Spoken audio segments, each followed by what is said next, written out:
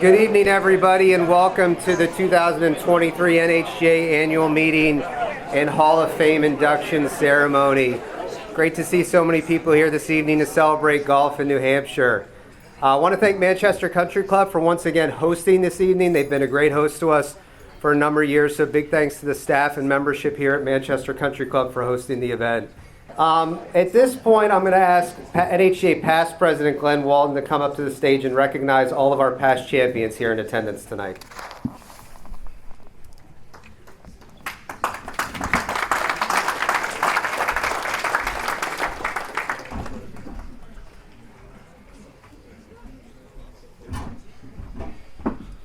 Good evening, everyone. The past champions that we have in attendance, would like to recognize all of those, but if you could please hold your applause till the end. Dan Arvanitis. Dan Arvanitis won the New Hampshire Amateur in 2001, 4 New Hampshire Mid-Amateur titles, the New Hampshire Senior in 2022, and the Senior Team in 2018. Where's Dan? Yeah. And if you could remain standing, because we're going to honor all the champions, so if you need a boost, let us know. Jim Silly, the New Hampshire Amateur in 2011, the Mid-Am in 2008, the Stroke Play in 2021, 2 4-ball titles, and the Mid-Amateur Team twice as well. Our current president, Josh Chamberlain, the New Hampshire Mid-Am in 2009, the 4-ball in 2013, and the Mid-Amateur Team in 2017. Mo Deshard, the Boys Junior in 1963. There you go, Mo. I can still stand.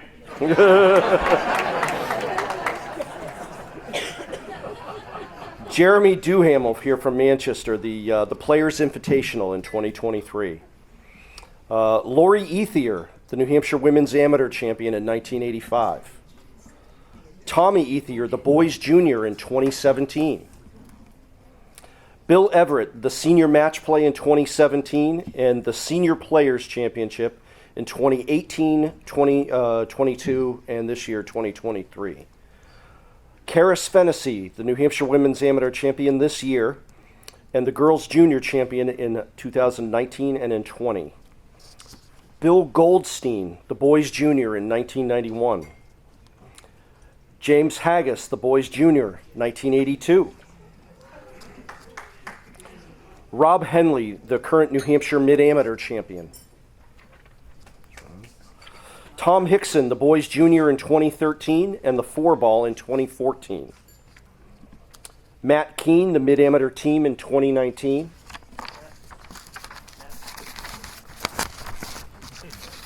Betsy Knights, the New Hampshire Women's Senior in 2014 and the Women's Team in 2019 and 2021. Bill Kruger, the Senior Team in 2017. John Lewandowski, the New Hampshire Amateur in 1984, and a 3-time Mid-Amateur Champion. Bob Mielkars, a 9-time State Amateur Champion, a 3-time New Hampshire Senior Champion, the Senior Match Play Champion last year, Senior Team Champion in 2017, and a member of the Hall of Fame class from 2018. Rich Parker, the New Hampshire Senior in 2018, and the Boys Junior in 1976 and 77. Amy Peters, the Women's Team in 2019, and the Women's Mid-Amateur Champion in 2018. Scott Peters, 4-time Senior Team Champion from 2019 through 2022. James Pleat, the New Hampshire Amateur Champion in 2020 and 21, the Boys Junior in 2006, the Stroke Play in 15, and already a 3-time Mid-Amateur Champion in 17, 18, and 22. Phil Pleat, 3-time State Amateur Champion in 1981, 85, and 97, an 8-time New Hampshire Mid-Amateur Champion, a 3-time Stroke Play Champion, and an 8-time Senior Champion, and a member of the Hall of Fame class of 2019. Laura Shanahan Rowe, the New Hampshire Women's Amateur Champion in 1999 and 2002, and a member of the Hall of Fame class of 2019. Craig Stekowicz, the New Hampshire Amateur Champion in 1990 and 98, Mid-Amateur Champion in 91 and 2003, Stroke Play in 2000 and 2007, Players Championship in 2012, 5 Senior Match Play titles, 1 4-ball title in 2003, and a 5-time Senior Team Champion, actually running from 2018 to 2022. Tara Watt, the New Hampshire Women's Amateur Champion in 2011 and 2020. Women's Mid-Amateur Champion 3 years in a row, 2020, 21, and 22. Women's Match Play Champion in 2021, and the Women's Team also in 2021. Brett Wilson, the Mid-Amateur Champion in 2013 and 2014. Bryce Zimmerman, 4-ball champion in 2020. And with that, folks, these are your New Hampshire Amateur Champions.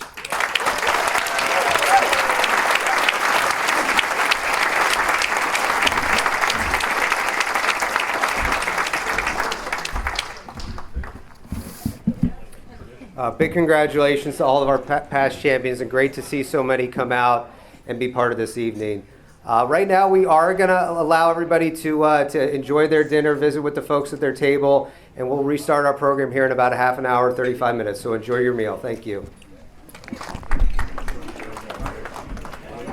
At this time, we're going to take a couple minutes to highlight some of our sponsors. As you can see from the banners in the back, sponsors are really an invaluable part of what we do.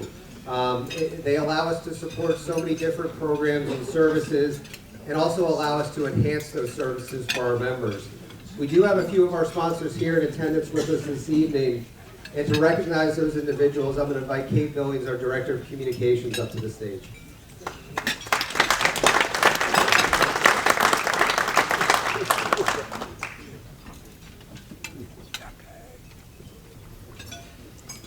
Good evening, everyone. Welcome. It's great to see so many faces here in support of New Hampshire Golf and our Players of the Year in this year's New Hampshire Golf Hall of Fame class of inductees. Congratulations to all of our Players of the Year and our Hall of Fame inductees. It's been a great year for golf here in New Hampshire. So I just want to take a few moments to extend a special thank you to our 2023 sponsors for their support of what we do here with golf in New Hampshire and for their partnership.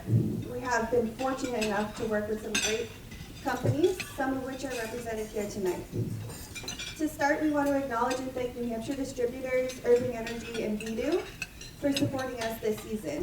Vidu and Irving were sponsors of the New Hampshire Amateur held this year right here at Manchester Country Club, and they allowed us to get more exposure and eyes on our event than ever before, and we're so grateful to have the opportunity to work with them. Celebrating with us here tonight is Dan Volkern with Vigilant Wealth Management. They sponsored the New Hampshire Women's Amateur Championship this year. Dan, thank you for your support of the Women's Amateur and helping us make it a great experience for all the competitors.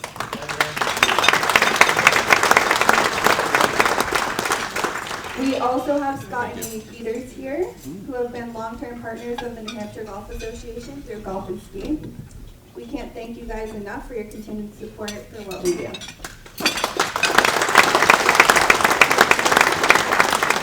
And last but not least, we want to recognize NBT Bank for their loyalty and the strong partnership that we've formed over the years. Marilyn, thank you for making the New Hampshire Golf Association a priority. We feel more than welcome when we step foot through your doors, and we hope that you and your team feel right at home as we continue to work together.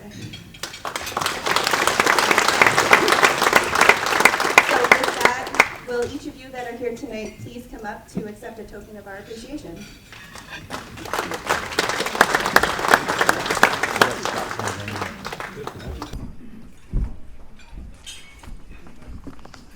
Jeff, come on up, please.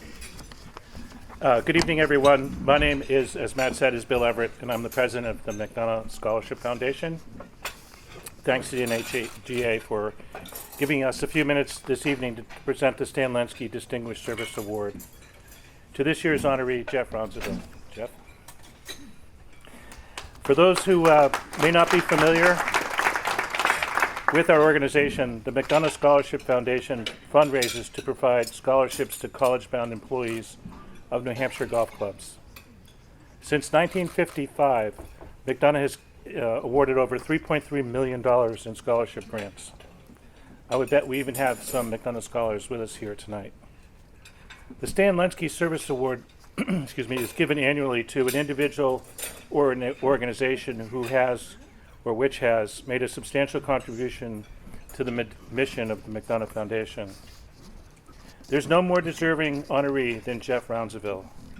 Jeff has been a member of our board of directors for the last 18 years and has been active in many roles, including board secretary. But more significantly, he chaired the scholarship committee for a number of years, and during his tenure, while working full-time, he single-handedly managed the scholarship process when it was entirely manual, including evaluating every applicant himself. More importantly, he spearheaded our transition to the digital age, with online applications and formula-based awards, with an emphasis on recognizing financial need. He has been a leader in every aspect of the McDonough Scholarship Award process and continues to be as we stand here this evening. Jeff has not only dedicated countless hours to the McDonough operations, but he has also provided generous and significant financial support. He has recently led the effort to endow a named scholarship for the benefit of an employee of Eastman Golf Links. Throughout his tenure on the board, Jeff's mantra and his focus has always been the same. As Jeff always says, it's all about the kids. So it's my great honor this evening to present the 2023 Lenski Service Award to Jeff Rounsaville.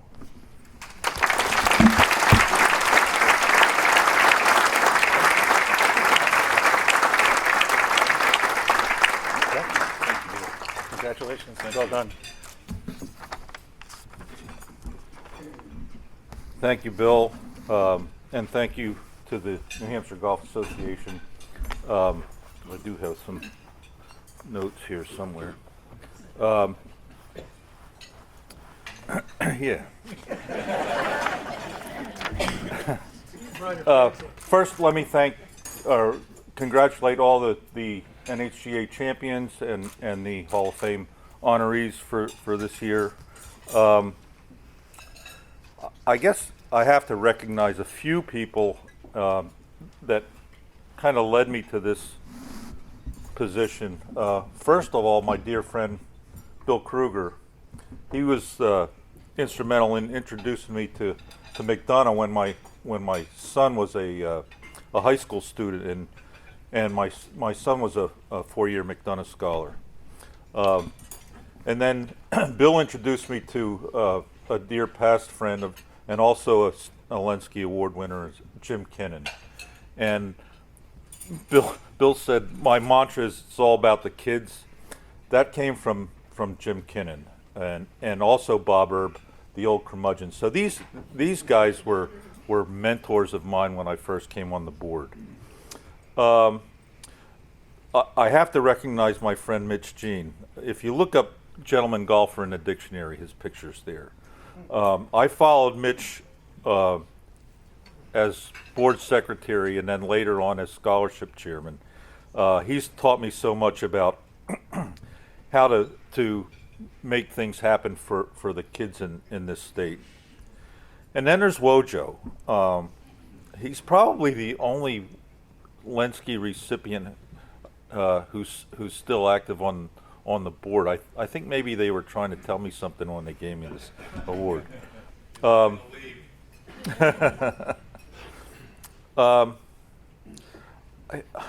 I can't say enough about another reason why I'm here is because of the help that I've had over the years from Lori Zdunko, Sarah Schmidt, and most recently Lisa Kress. They have made my life as scholarship chairman so much easier for the work that they've done.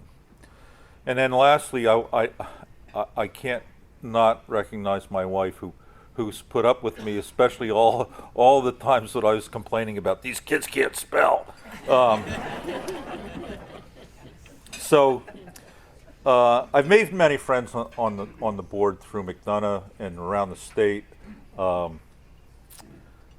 And that's part of the satisfaction I get. But interviewing these kids every year to see what they're doing, knowing that that the future of our country is in good hands if these kids are the ones who are going to be our leaders. So thank you to my fellow board members for this honor, and I leave you with the mantra: it's all about the kids. Be generous when it comes to looking at making donations to McDonough. It really helps our kids and their futures. So thank you very much.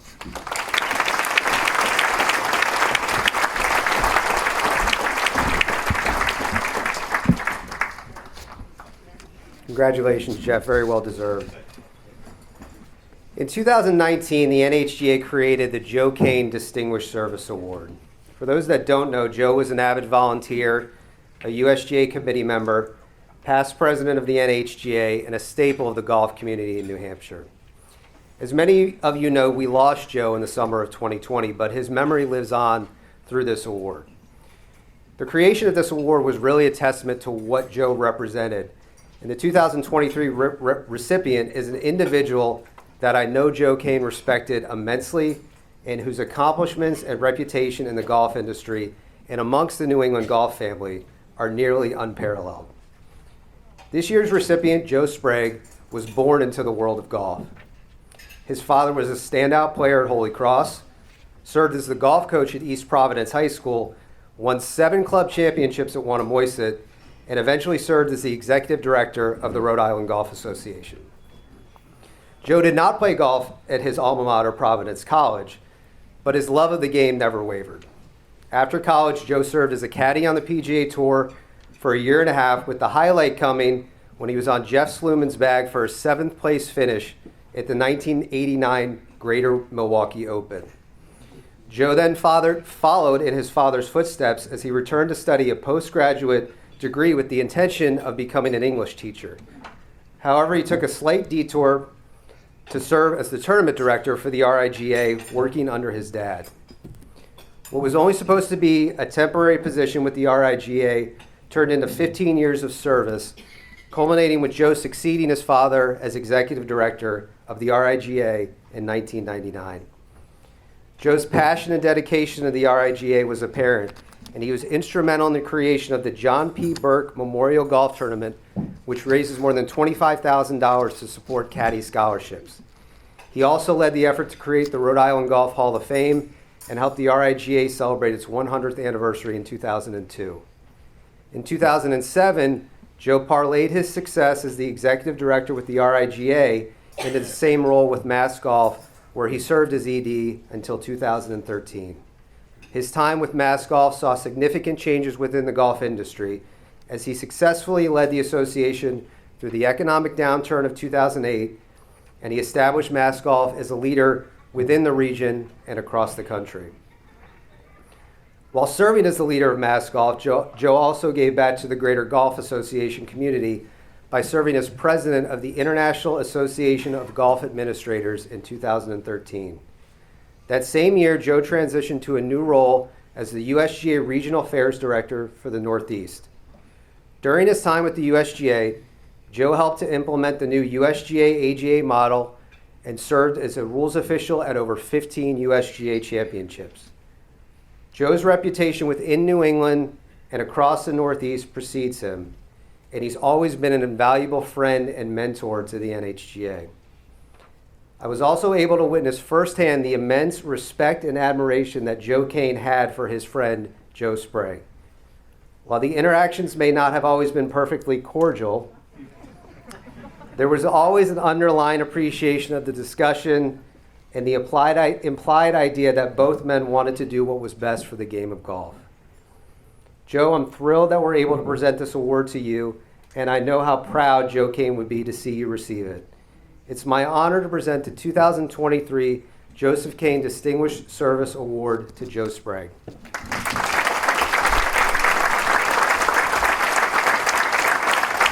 Geez, Matt, you're going to get me verklempt with all that, but thank you. And thank you. This is indeed quite an honor for me. And normally, I'm accustomed to talking in front of groups, especially at golf events, and normally I just have index cards with some notes and but I'm more likely not to drone on, so I have prepared remarks, so Matt doesn't have to get out the hook.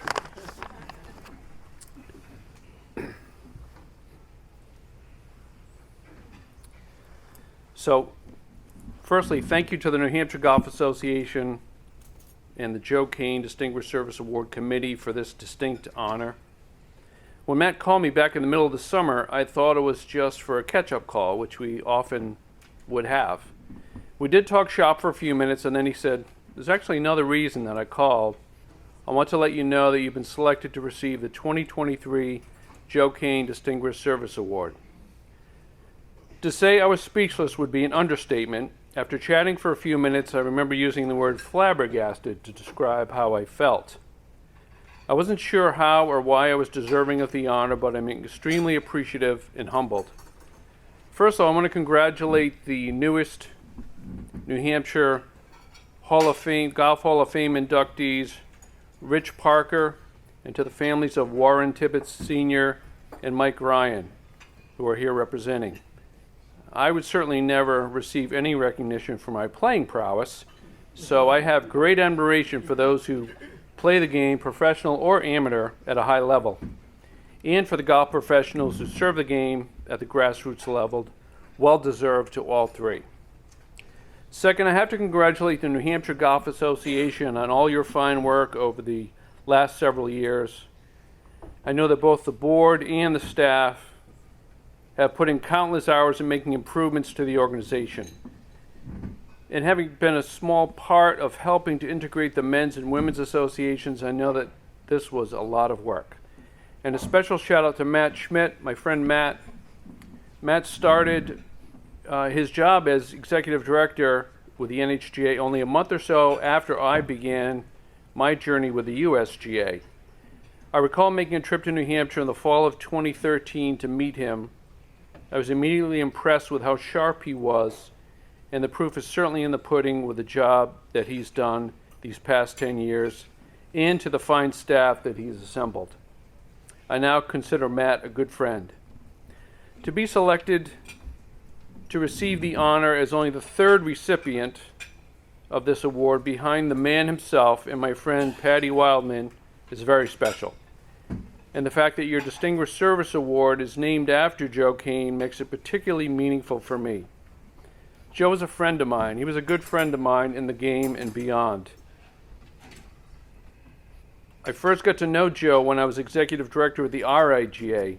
Joe would come down to officiate the Northeast Amateur each June, and then I would see him at New England golf events. Joe and I shared a common love for the rules of golf and had many spirited discussions about them. When I moved on to Mass Golf, I would continue to see and speak with Joe regularly.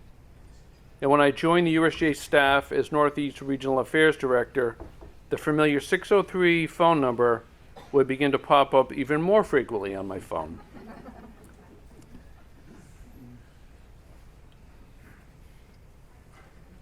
Lost my spot here for a second.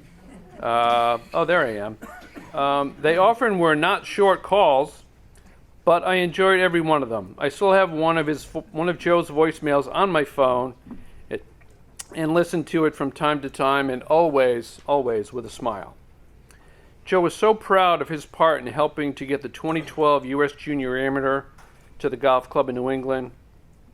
I was fortunate to be invited to officiate that week, and I have vivid memories of Joe trying to be everywhere at once in his role as general chair of the championship and making sure that he was still able to serve as a referee in match play.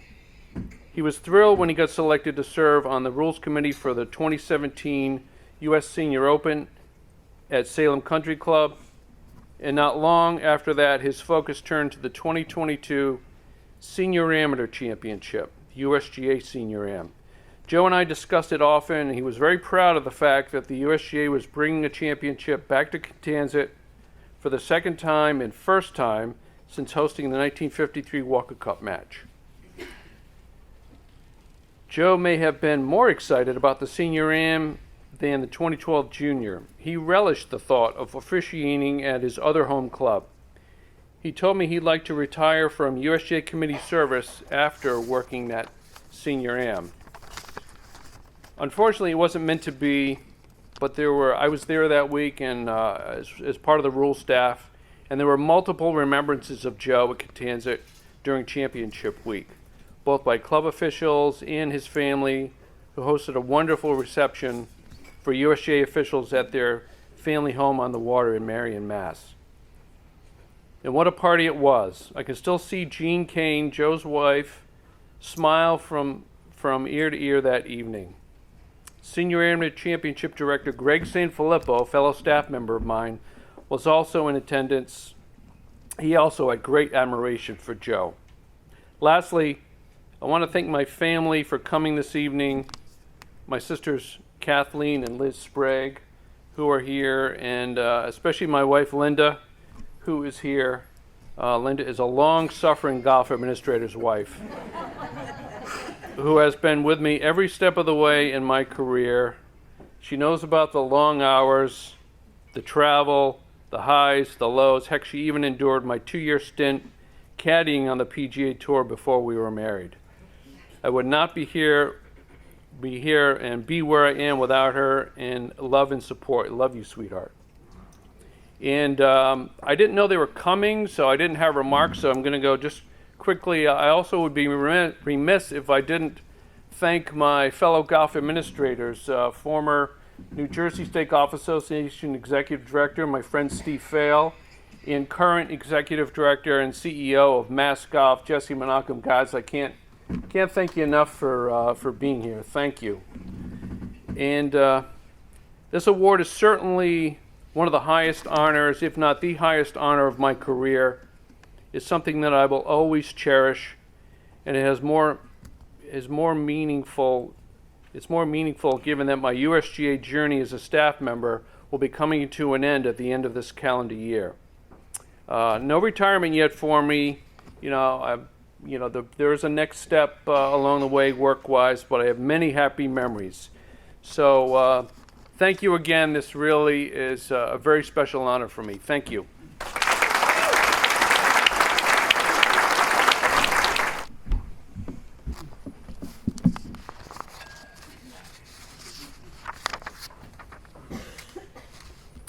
2023 was another phenomenal tournament season with more tournament rounds played than we've ever seen before. We had top-end and high-level golf at every event, juniors to seniors. We want to recognize those players that had an exceptional season in 2023. And to begin our Player of the Year recognition, I'm going to ask our Director of Junior Golf, Ben Landman, to approach the stage and introduce our 2023 Junior Players of the Year.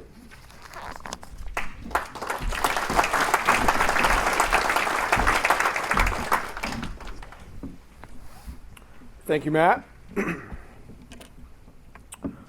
All right, we will start with our girls' birdie player of the year.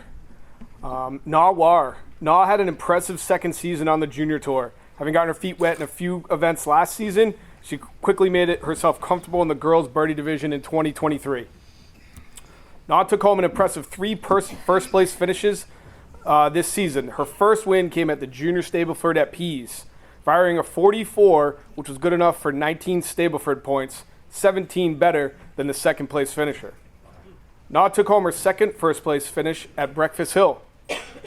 She was able to card another 44 to take home the trophy on a tough track. Na capped off her season with another win at the Junior Invitational at Abenaki. Playing against the top players in her division, she cruised to one more win by 12 strokes. All of Na's first place finishes came at an average of 14 strokes better than the second place finisher. Na is certainly making a name for herself on the NHGA Junior Tour. We look forward to seeing what next year brings for her. So please join me in welcoming up our birdie player of the year, Na War.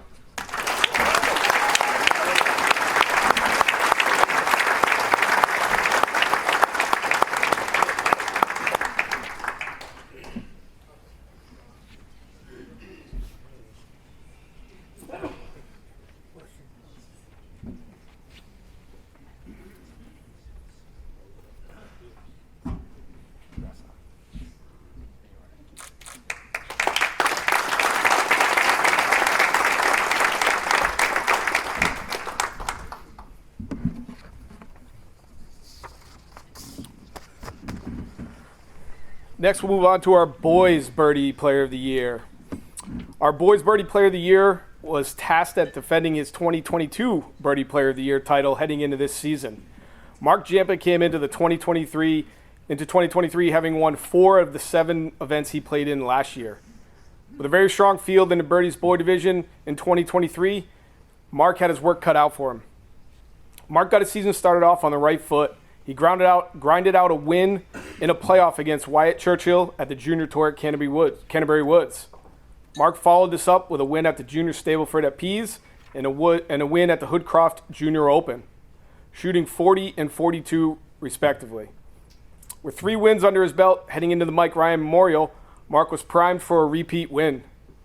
Mark struggled a little bit in stroke play qualifying, and he ended up earning the 3 seed going into match play. Mark went on to win his matches 5-4, 2-1, and 2-1 to take home his 2nd consecutive Mike Ryan Memorial Championship. Mark is poised to become a top golfer in the state as he makes his way through the Junior Tour ranks. Mark could not be with us tonight. He's playing in the U.S. Kids Colonial Williamsburg Classic. But let's give a round of applause for our Birdie Boys player, Mark Jampa.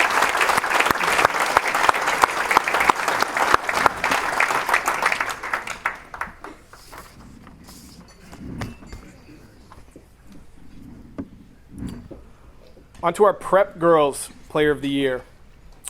Our Prep Girls Player of the Year certainly showed that she got hit with the golf bug. Having only played in a few events in 2022, Ava stacked her schedule with as many events as she could possibly fit. Playing in 9 out of the 13 possible events, she tallied 5 first-place finishes and 2 runners-up. Ava never finished outside the top 4 all season. Her best rounds came at Candia Woods and Breakfast Hill, where she carded a pair of 83s. Ava capped off her season with a win at the Junior Tour Invitational at Abenaki. All season long, Ava pushed herself out of her comfort zone by competing against some of the state's best female golfers. As a prep division player, she competed in many of our elite level championships. She showed that she could hold her own while playing at a higher level with longer yardages and harder course setups. She proved that she could hang with the elite players with a fourth place finish at the Junior Stroke Play Championship, a 36-hole event played at Stonebridge Country Club. Ava and her partner Kaylee Pendleton also finished 2nd place in the Junior Team Championship, an event that in 2023 had its first all-female division. It has been a pleasure to be a part of Ava's growth as a junior golfer. We're excited to see where Ava's competitive spirit takes her next. Please help me in welcoming up our Girls Prep Player of the Year, Ava Baywell.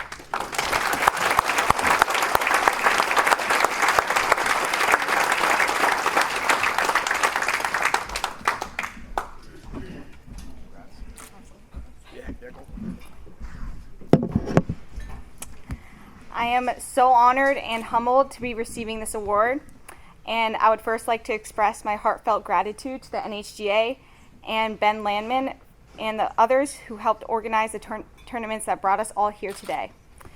Your diligence should not be ignored. You are the backbone of the New Hampshire golf community, and I am grateful for the opportunities you provide for all of us. I cannot thank you all enough for the opportunities that you bring for golfers for all ages. And to my fellow competitors and friends, your sportsmanship on the course have enriched my journey not only as a golfer, but as an individual. Throughout my golfing journey, I've learned that the beauty of the sport lies not only in the elegance of a well-struck ball, but in the friendships we've forged and memories we've created. You have inspired and pushed me to become the best version of myself. I will never forget the moments that we shared, good or bad. These moments shaped my passion for the sport and love for the game. Without you all, I have no idea where I would be now. And last but certainly not least, I want to show my deepest appreciation to my mom and my dad. Their constant belief, support, and never-ending encouragement have been the driving force behind my accomplishments. Thank you.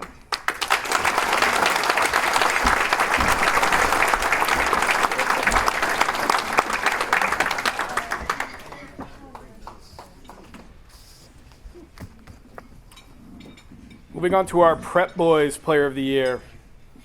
The Prep Boys Player of the Year has become a bit of a household name on the Junior Tour.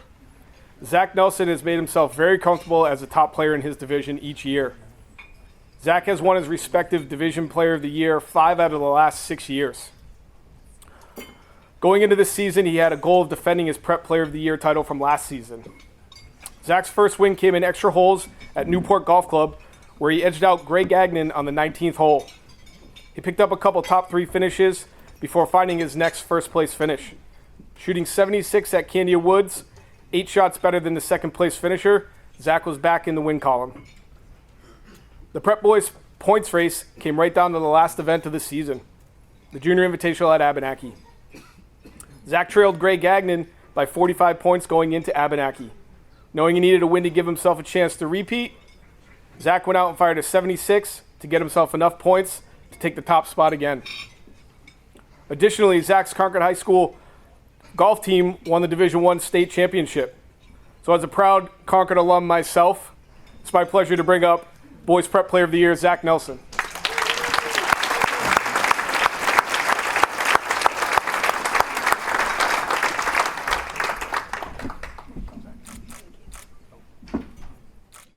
Good evening, everyone, and thank you for coming tonight.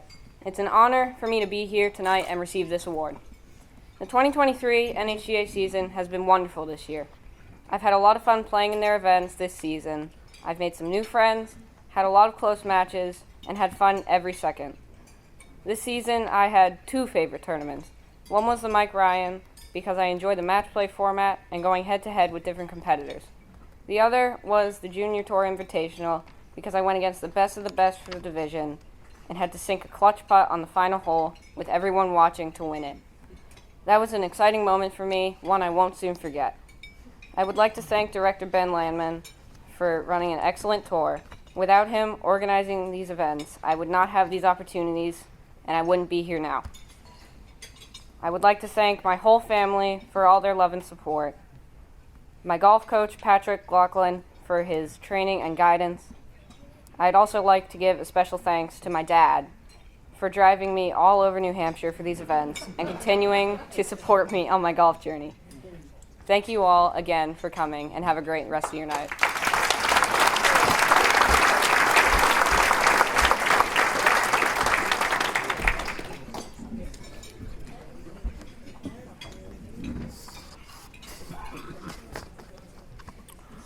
Moving on to our Elite Girls Player of the Year. While this is our Girls Elite Player of the Year's first time winning at this level, she has quite the collection of Player of the Year awards at the birdie and prep level. Maddie Savory is another player that has been a top player in her division every year. Since 2018, Maddie has won her respective Player of the Year 5 out of the possible 6 times. 2023 was Maddie's first season playing at the elite level. Maddie took the Elite Girls division by storm, winning every single event she played in. This included 4 regular Junior Tour events and the 36-hole Junior Stroke Play Championship, which she won by 5 strokes. In the Junior Championship, Maddie finished top 3 in a field that included last year's Women's Amateur Champ. Maddie has not been known to shy away from pushing herself to play at a high level. This is why she has competed in the Women's Amateur in each of the last 2 years, finishing 11th in 2023. Maddie's impressive playing resume earned her a spot on the New Hampshire team for the 2023 New England Junior Amateur. As one of the youngest players in the field, competing against New England's top female golfers, Maddie finished just outside the top 10. So please help me in welcoming up our Girls Elite Player of the Year, Maddie Savory.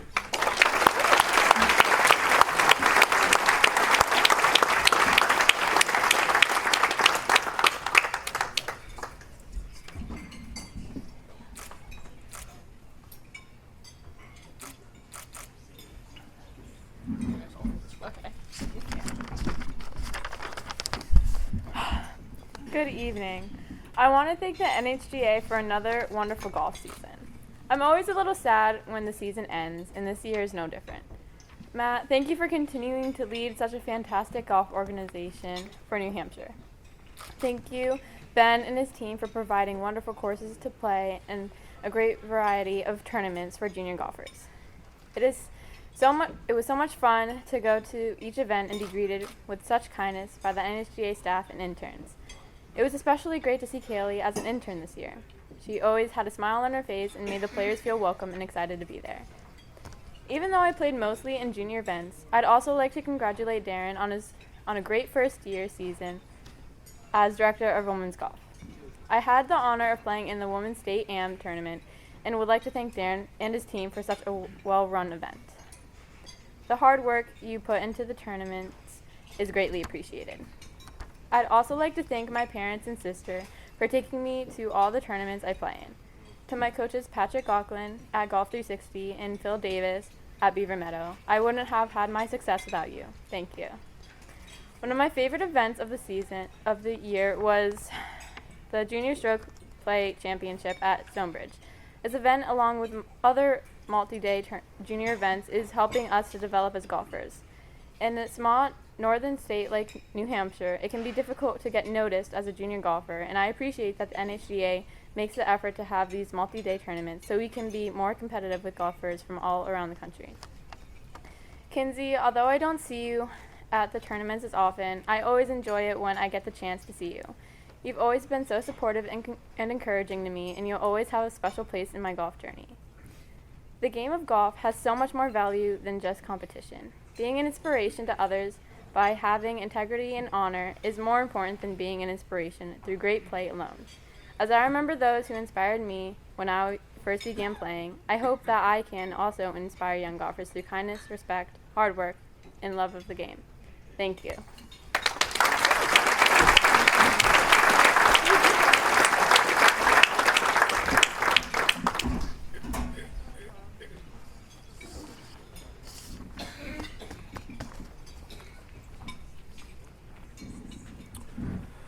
So our Elite Boys Player of the Year happens to be our Kirk Hennefeld Junior Player of the Year as well. So we get a 2-for-1 here with this one. Our next player will take care of two birds with one stone. Andrew Serpernand is not only the Elite Boys Player of the Year, but is also being honored as the Kirk Hennefeld Junior Player of the Year. Andrew came into 2023 very much under the radar. It didn't take long for Andrew to start turning heads. At the Junior Stroke Play Championship at Stonebridge, Andrew quickly made his presence known, shooting an opening round 3 under 69. He followed that up with an easy 73 to win the 36-hole championship by 7 shots over last year's Boys Player of the Year. With his sights set on a win at the Junior Championship, hosted by his home course at Beaver Meadow, Andrew ended up finishing 3 shots back from the winner. With a fire lit, Andrew went on a tear through the rest of the Junior Tour schedule. He worked his way through a stacked championship bracket at the Mike Ryan to get his second win of the season. He went on to win the Hoodcroft Junior Open, the Junior Tour at Breakfast Hill, and the Junior Invitational at Abenaki. With multiple rounds under par, Andrew finished this stretch with an impressive scoring average of 70. Outside of the Junior Tour, Andrew made a name for himself across the state and regionally. Finishing tied for second in his state amateur qualifier, Andrew set his eyes on MCC. He was only one of 13 juniors to even make it to MCC to take their shot at the title amongst the state's best golfers. Andrew also earned a spot to represent New Hampshire at the New England Junior Amateur, held at Mount Washington. Playing among the 42 best male junior golfers in New England, he finished with a 54-hole score of 2 under, good enough for 8th place. The highlight being his second round 66 in tough conditions. Andrew certainly burst onto the New Hampshire junior golf scene in 2023. He was fun to watch all season, and I look forward to seeing where his play takes him in the future. Please welcome Andrew Serpernand, our Boys Elite Player of the Year, and this year's Kirk Hennefeld Junior Player of the Year.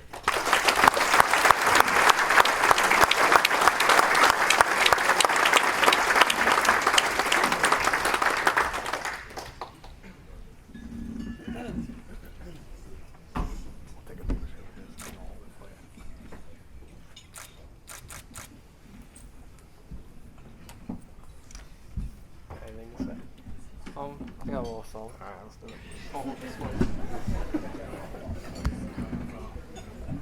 Hello, everyone. So my speech isn't as long as many of the other people's are, but I just want to first thank Ben and the NHGA on a great season.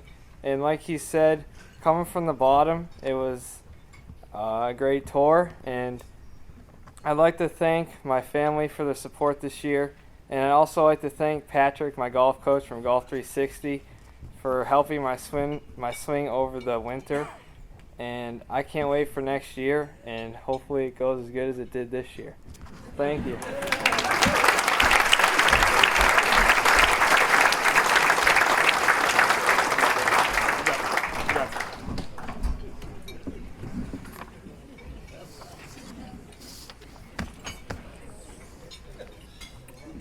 And next up, we have our NHGA Girls Junior Player of the Year. Our Girls Junior Player of the Year solidified her place as not only a top junior golfer, but a top female golfer in New Hampshire. As some of you may know, Karis came into the 2023 season having not played much golf in 2022. After an accident involving an errant golf ball at the U.S. Open at the Country Club, Karis's golf game took a backseat to a road to recovery. To Karis, the 2023 season might have looked like a big question mark based on the challenges that faced her after the accident. At Karis's first NHGA event of the season, the Players Invitational at Baker Hill, she showed us that her game was back and she was on a mission. After playoff, Karis ended up finishing in second place behind the reigning women's amateur champion, Juliana Megan. Karis stacked her schedule with many regional and national events through the beginning of the season. By the time the women's amateur rolled around, Karis's game would be in championship form. After round one, it was very clear that Karis was ready for the challenge of competing against the state's best female golfers, as well as the challenge that Montcalm Golf Club would pose. Carding an impressive 4 under 68 in round one, Karis gave herself an 8-shot lead. Posting 73 and 74 in rounds 2 and 3, Karis cruised her way to an extraordinary win, 15 shots better than the next finisher. Regionally, Karis represented New Hampshire at the New England Junior Amateur. She finished in second place, just a few shots behind the eventual winner. At the New England Women's Amateur, Karis finished fourth, just six shots back from the winner. Most recently, Karis won the NHIAA Individual Girls High School State Championship for the third year in a row. This earned her a spot at the New England High School Championships, where she shot a 5 under 67 to take the top spot amongst the region's best high school golfers. In a year that held so many questions for Karis, her competitiveness and dedication to her craft guided her through a phenomenal season. I'm honored to welcome your 2023 NHGA Junior Girls Player of the Year, Karis Fennessy.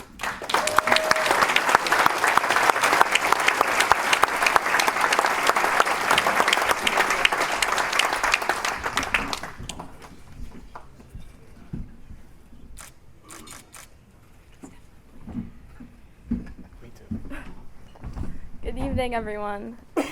First off, I'm so honored to receive this award. Big thank you to Matt, Kinsey, Ben, Kate, and Darren, and the rest of the New Hampshire Golf Association staff. It feels really good to be recognized because of the time and hard work that I've put into my game.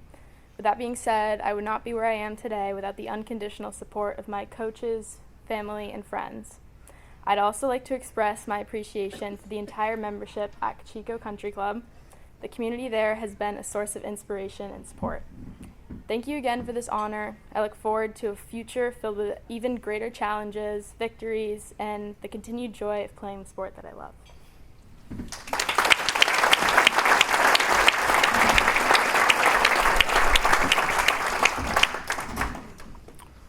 Now I'd like to welcome up to the stage Darren McEachran, our Director of Women's Golf.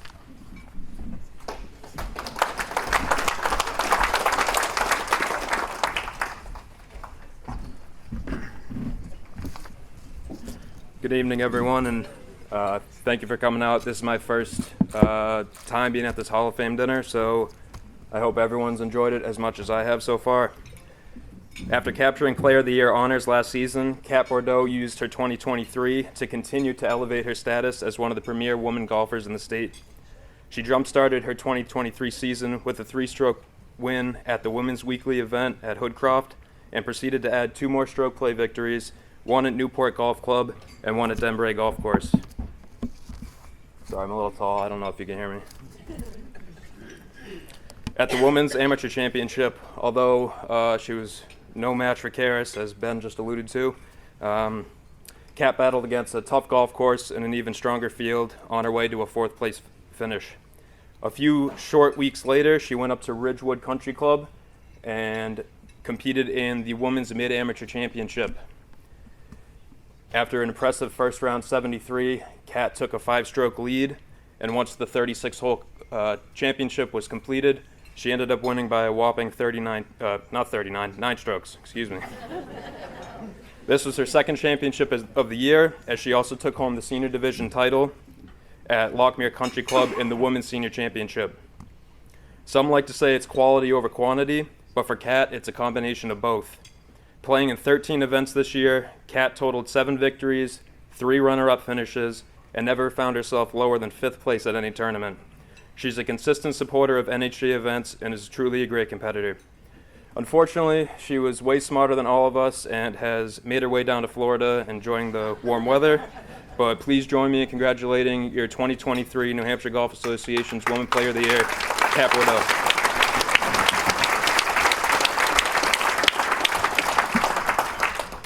We will now quickly move on, presenting our Senior Player of the Year, our Tournament Director, Kinsey Hoffman. Our Senior Player of the Year is not an unknown name in our community. Known affectionately as Steck or Stecky to those around him, Craig has been a force in New Hampshire golf for over 30 years, with numerous championship titles under his belt. While he is technically a senior, you will often find Steck opting to play in the regular divisions of our events in tri-states to challenge himself with the longer yardages and more competition.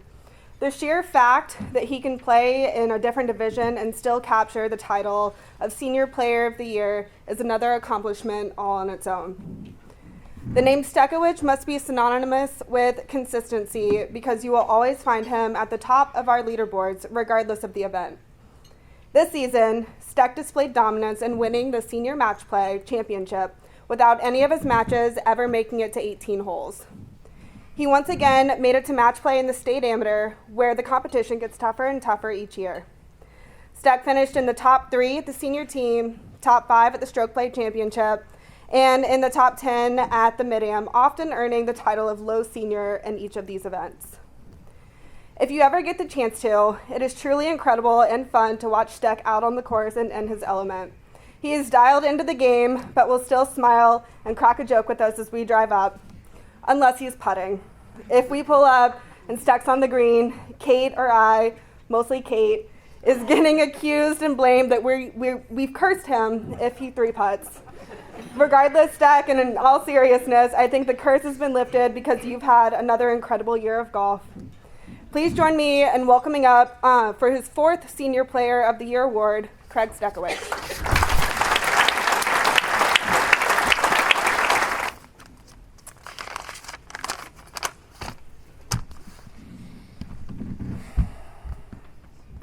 Kinsey, first of all, thank you and the NHGA staff for the season's long, hard days that makes all of this possible.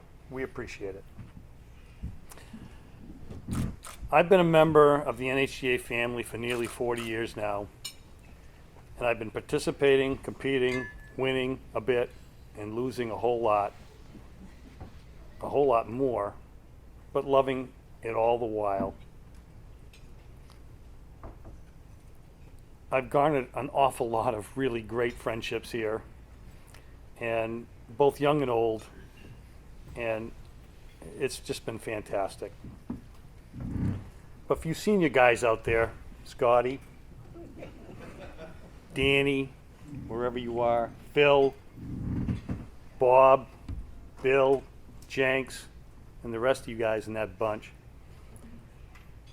I'd just like to express my sincere appreciation and gratitude to all of you for being kind enough to let me win sometimes. You really don't have to do that, but you can continue if you'd like. Kidding aside, it's an honor to accept the Senior Player of the Year award this year. That being said, there's someone in the room that sometimes goes unrecognized, and Joe Sprague kind of touched on it a little bit. And he's pretty much always right there in front of us. He came on the scene about 10 years ago, and the NHGA, in my opinion, has grown leaps and bounds under his leadership, and I'd like to express a special thanks to our Executive Director, Matt Schmidt, who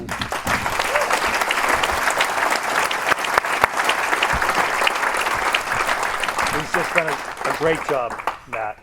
Thank you very much, and thank all of you.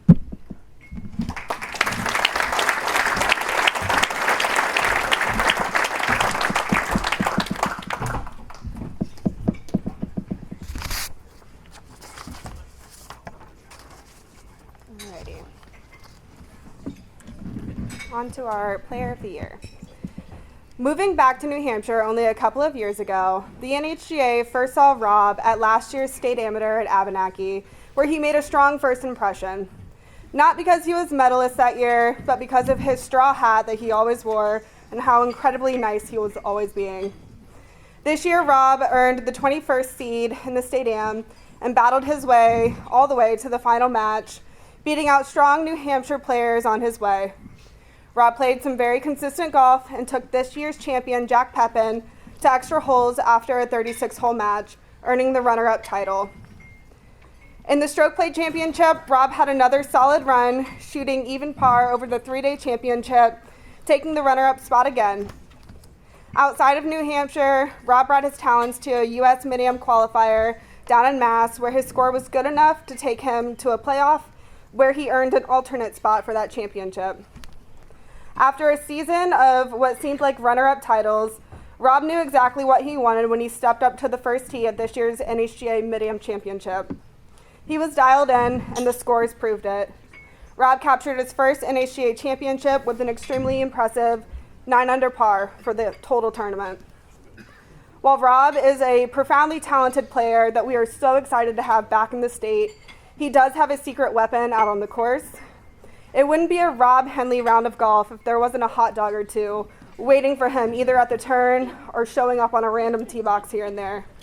I'm sure that he would agree that some of his success can be attributed to those mid-round hot dogs. We can't wait to see what else he has in store for the NHGA in the coming years, and please join me in congratulating our Thomas J. Leonard Jr. Player of the Year, Rob Henley.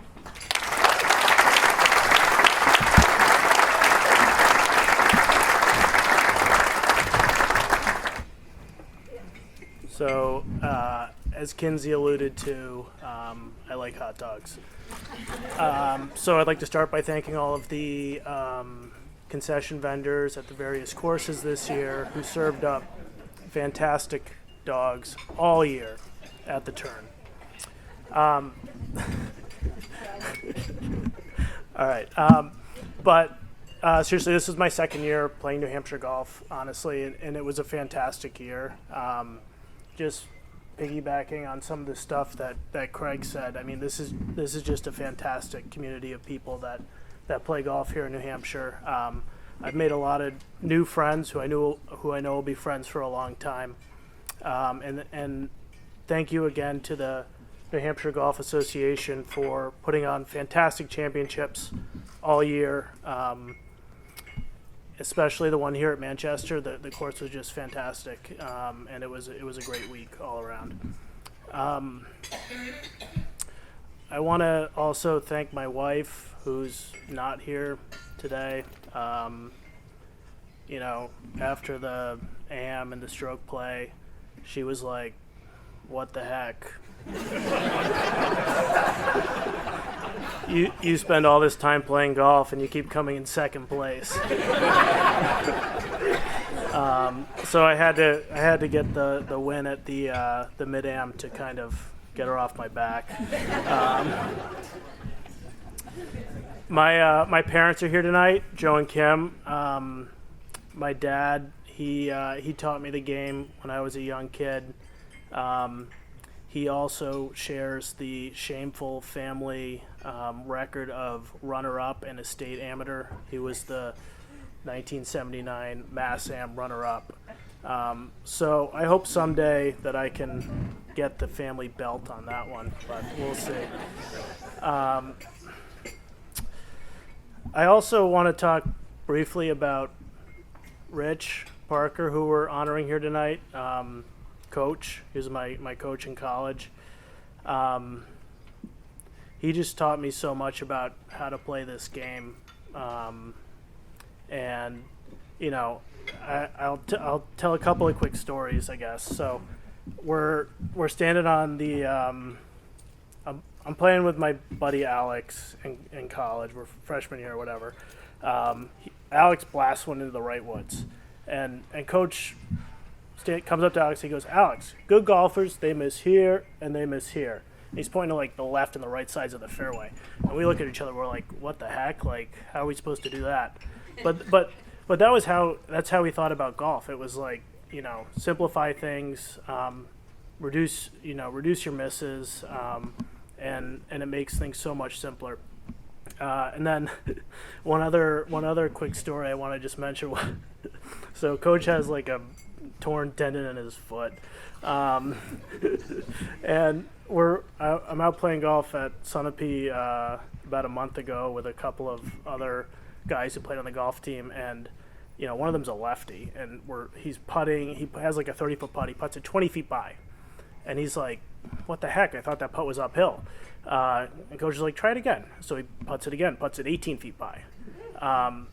Rich grabs his putter, lefty, from 35 feet, walks over, taps it, knocks it in the hole. The guy just has unbelievable amount of skill, and so I'm so happy that we're recognizing him here tonight for the Hall of Fame. He truly deserves it. So that's it. Thank you all very much. Hope everybody has a great night.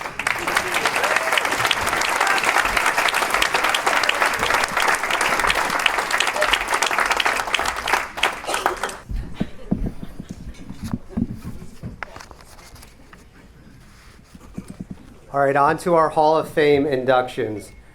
Real quickly, a couple people to thank here. First is our committee chair, our Hall of Fame committee chair 2019 inductee Phil Pleat. Phil's been a great resource to work with as we determine not only this class, but their future Hall of Fame classes.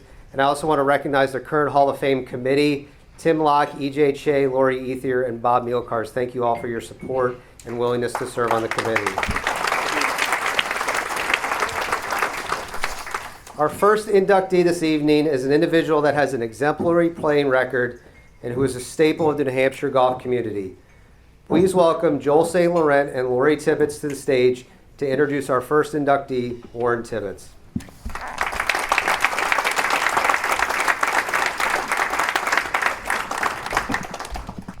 Good evening, everybody.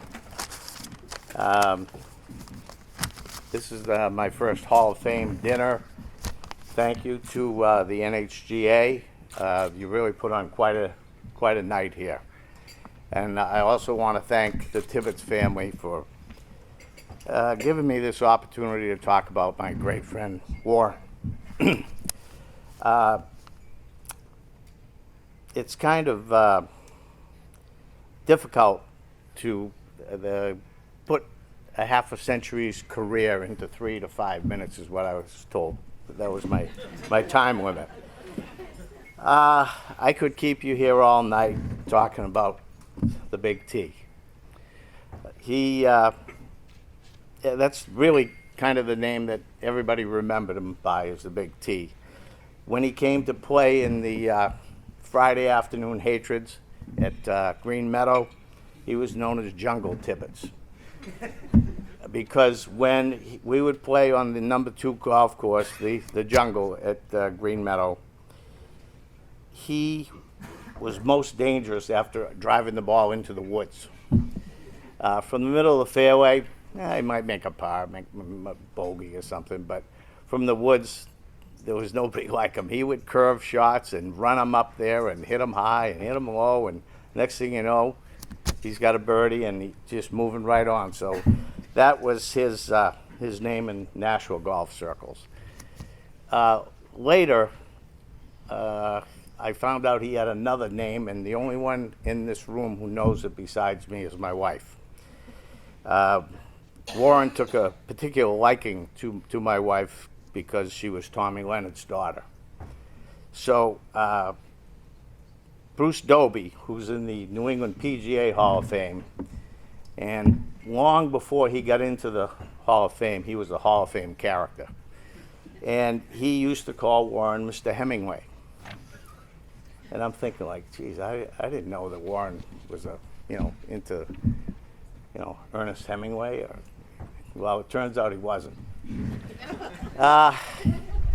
Doby called him one Sunday, I guess it was, and he says, T, I need you to play tomorrow. And Warren said, Brucey, Jesus, I can't. I got appointments scheduled all up and down Route 128, and if we ever win the darn tournament, my boss will find out and probably won't look too good. So, ever the cunning Bruce Doby says, don't worry about it. You're going to play under an assumed name. So, his name was, for that day, it was Lionel Hemingway. Lionel Hemingway was a member at Bruce's Club, Green Hill in Worcester. And, well, don't you know they won the tournament? So there it is in the Herald, the Boston Globe, Lionel Hemingway and Bruce Doby first. Nobody got hurt by that, right? Well, about 3 days later, Lionel called up Doby. He says, what the hell are you doing to me, Brucey? He says, what are you talking about? He says, I had to go to court the other day, and I'm going through a divorce, and and things aren't going so good, and don't you know the judge reads about me in the paper winning a tournament that I didn't even play in, and he whacked me pretty good with the child support and the alimony. So until now, nobody else, like I said, except Doby and me and a few of Warren's contemporaries probably knew about it. And I just told my wife about it this afternoon. I hadn't told her. So anyway, that's three of his nicknames, shall we say. It's really kind of ironic that I'm up here speaking about Warren. I met Warren in June of 1975, right out on that first tee. And we played a tournament. He was my opponent. And as I recall, I got the better of him the first round, but in true fashion, he ended up winning in the end.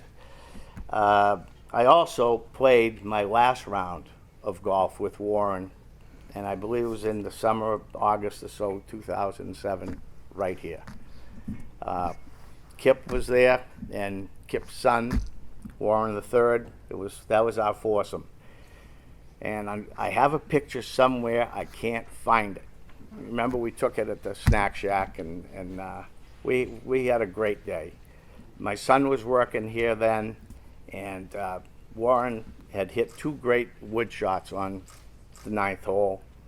Now he's like 84 or 5 years old, and now he's got a wedge to the green, one of the greatest wedge players I've ever seen. And he sticks the club right in the ground. So my son's behind the ninth green watching, and in true Tibbetts fashion, he buried the club. My son fell on the ground laughing. He's like, Dad, he's 85 years old and he still cares. So it's great to be up here talking about him. Everybody knows what a great champion he was. 2 state amateurs, 2 New England amateurs, a Mass amateur.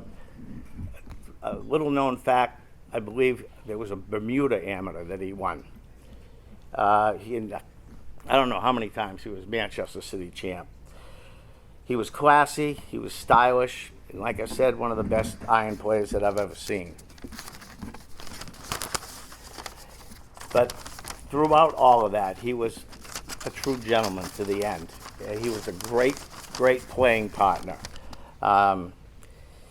Warren was a great ambassador for New Hampshire golf in the NHGA, long before anybody knew what an ambassador of golf was. Everywhere we went, and I was fortunate enough to be his partner from Maine to Miami, somebody would come up and say, hey, T, how you doing?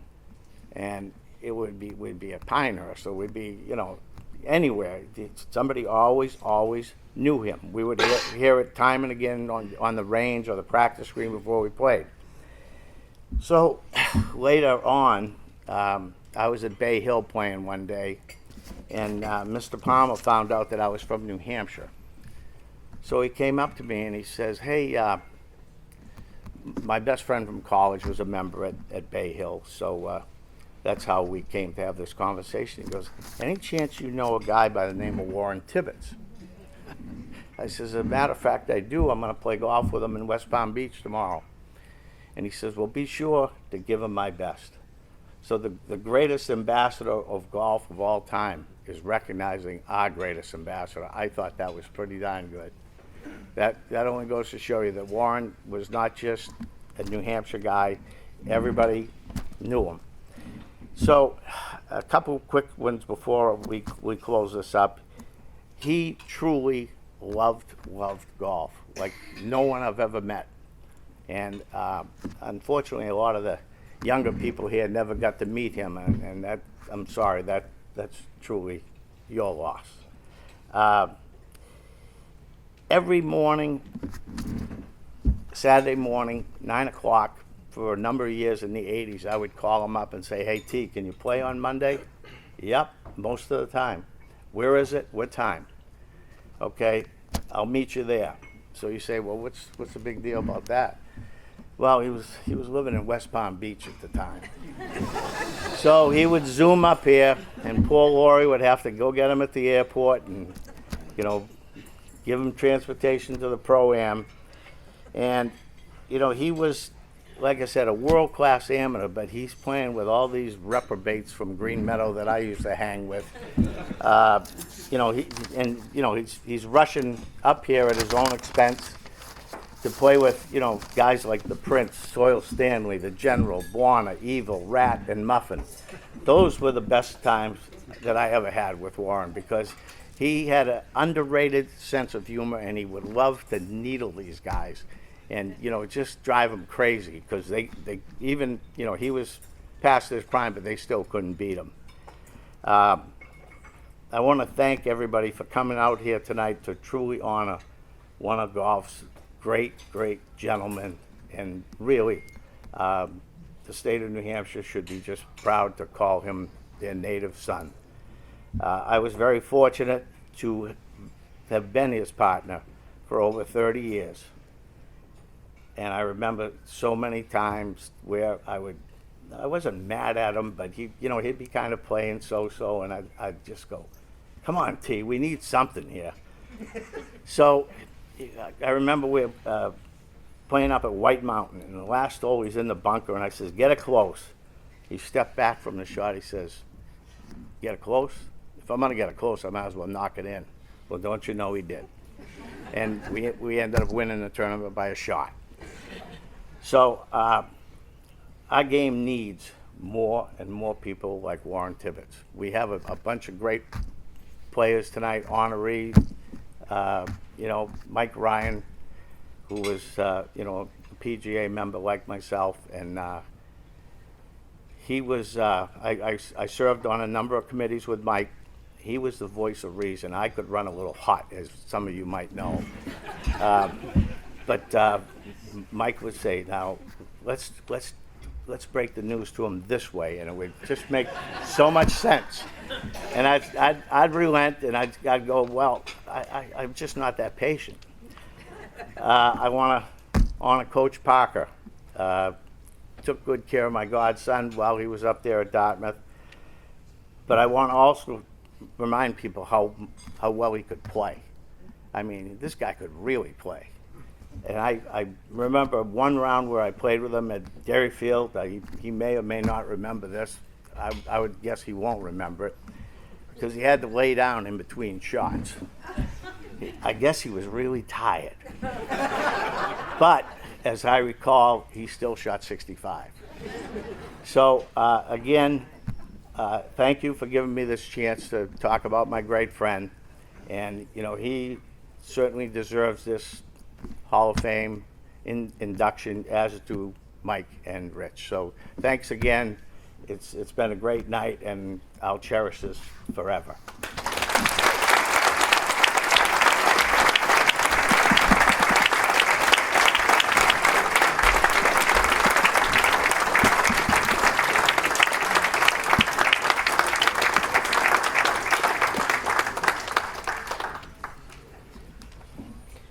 Our second inductee is a man who is synonymous with Dairyfield Country Club and whose entire professional career was dedicated to giving back to the game. Please welcome Lauren Ryan to introduce her father, Mike Ryan.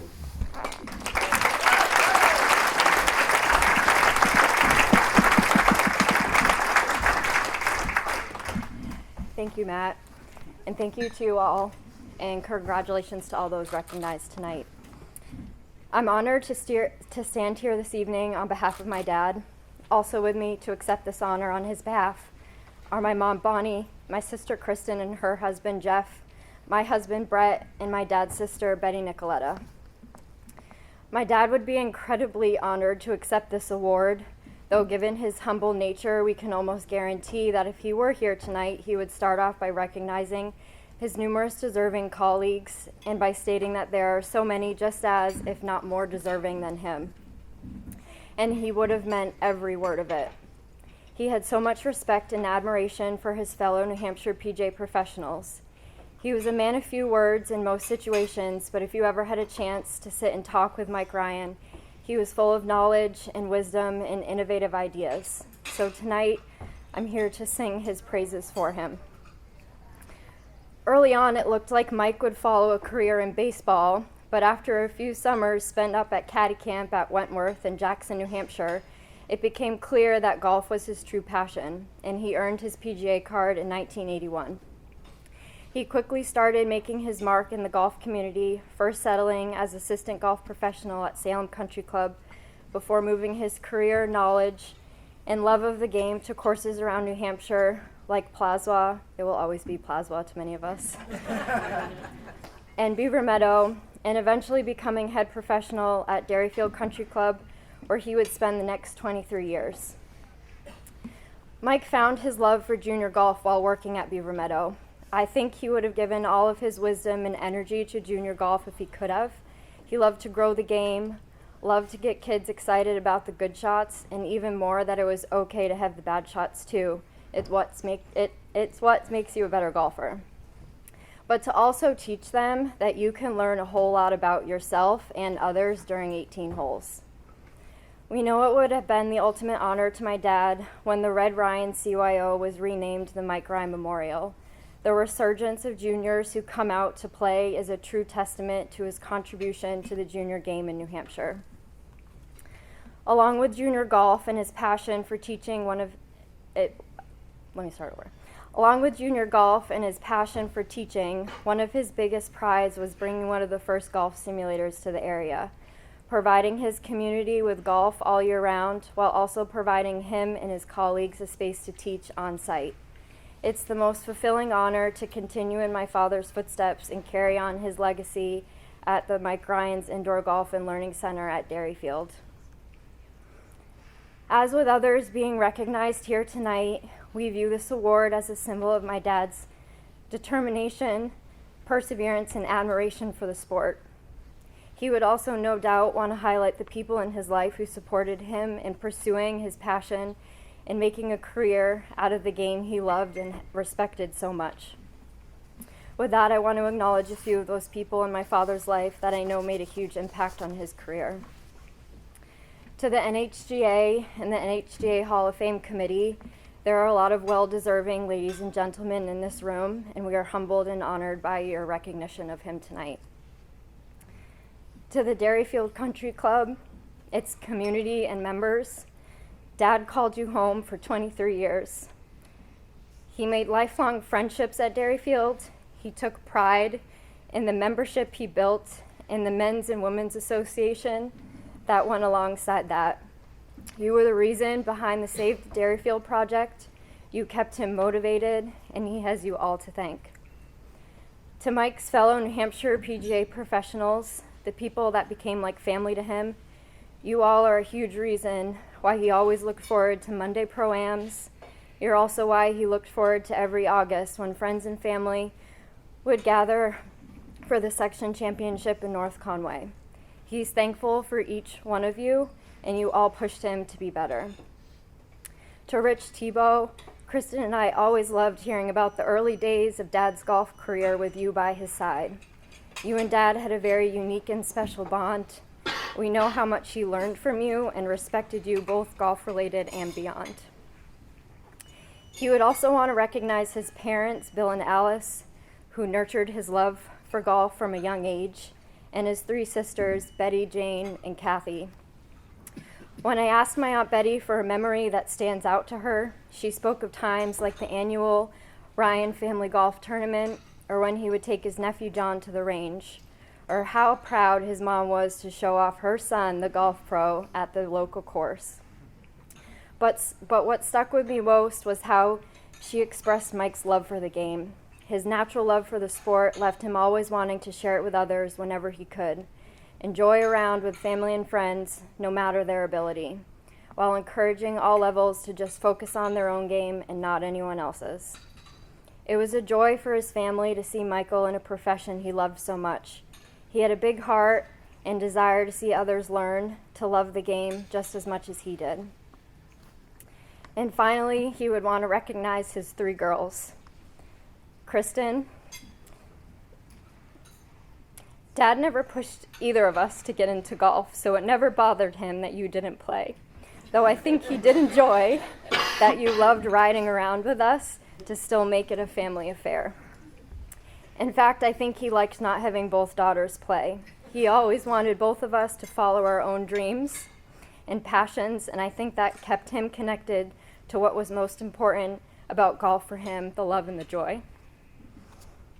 When writing the speech with my sister, she wanted to add how she witnessed how I kept his love and passion for the sport alive when I showed interest in the game at a young age. She remembers how completely beaming he was when I began playing in some junior tournaments, and how excited we both would get as we rehashed every single hole at the dinner table that night. The patient and supportive demeanor he had when teaching me the sport extended to countless other kids and adults he provided lessons to. And lastly, to my mom, Bonnie, the love of Michael's life and his partner for over 40 years. It was Bonnie's parents, Betty and Mickey, who fell in love with Mike first when he became the assistant pro at their home course plaza. Once my dad insisted, and Mike didn't insist on very much, on being introduced to Bonnie, there was a love that was quickly unstoppable. It wasn't long before Mom packed up her life to travel down to Florida to follow his career. And now I have a perspective to see how being a pro's wife is truly not an easy task.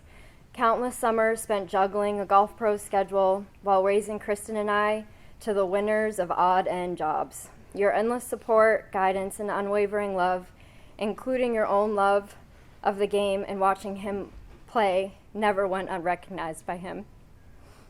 My dad loved a good quote, so remember these on the course. Nothing worth having comes easy. Learn from the bad shots and putts and always give your best. And beyond the course, a favorite of his and one that he truly embodied. If I could do it all over again, I wouldn't change a thing. I'll sign off tonight like he always did. Swing slow, play fast. Thank you.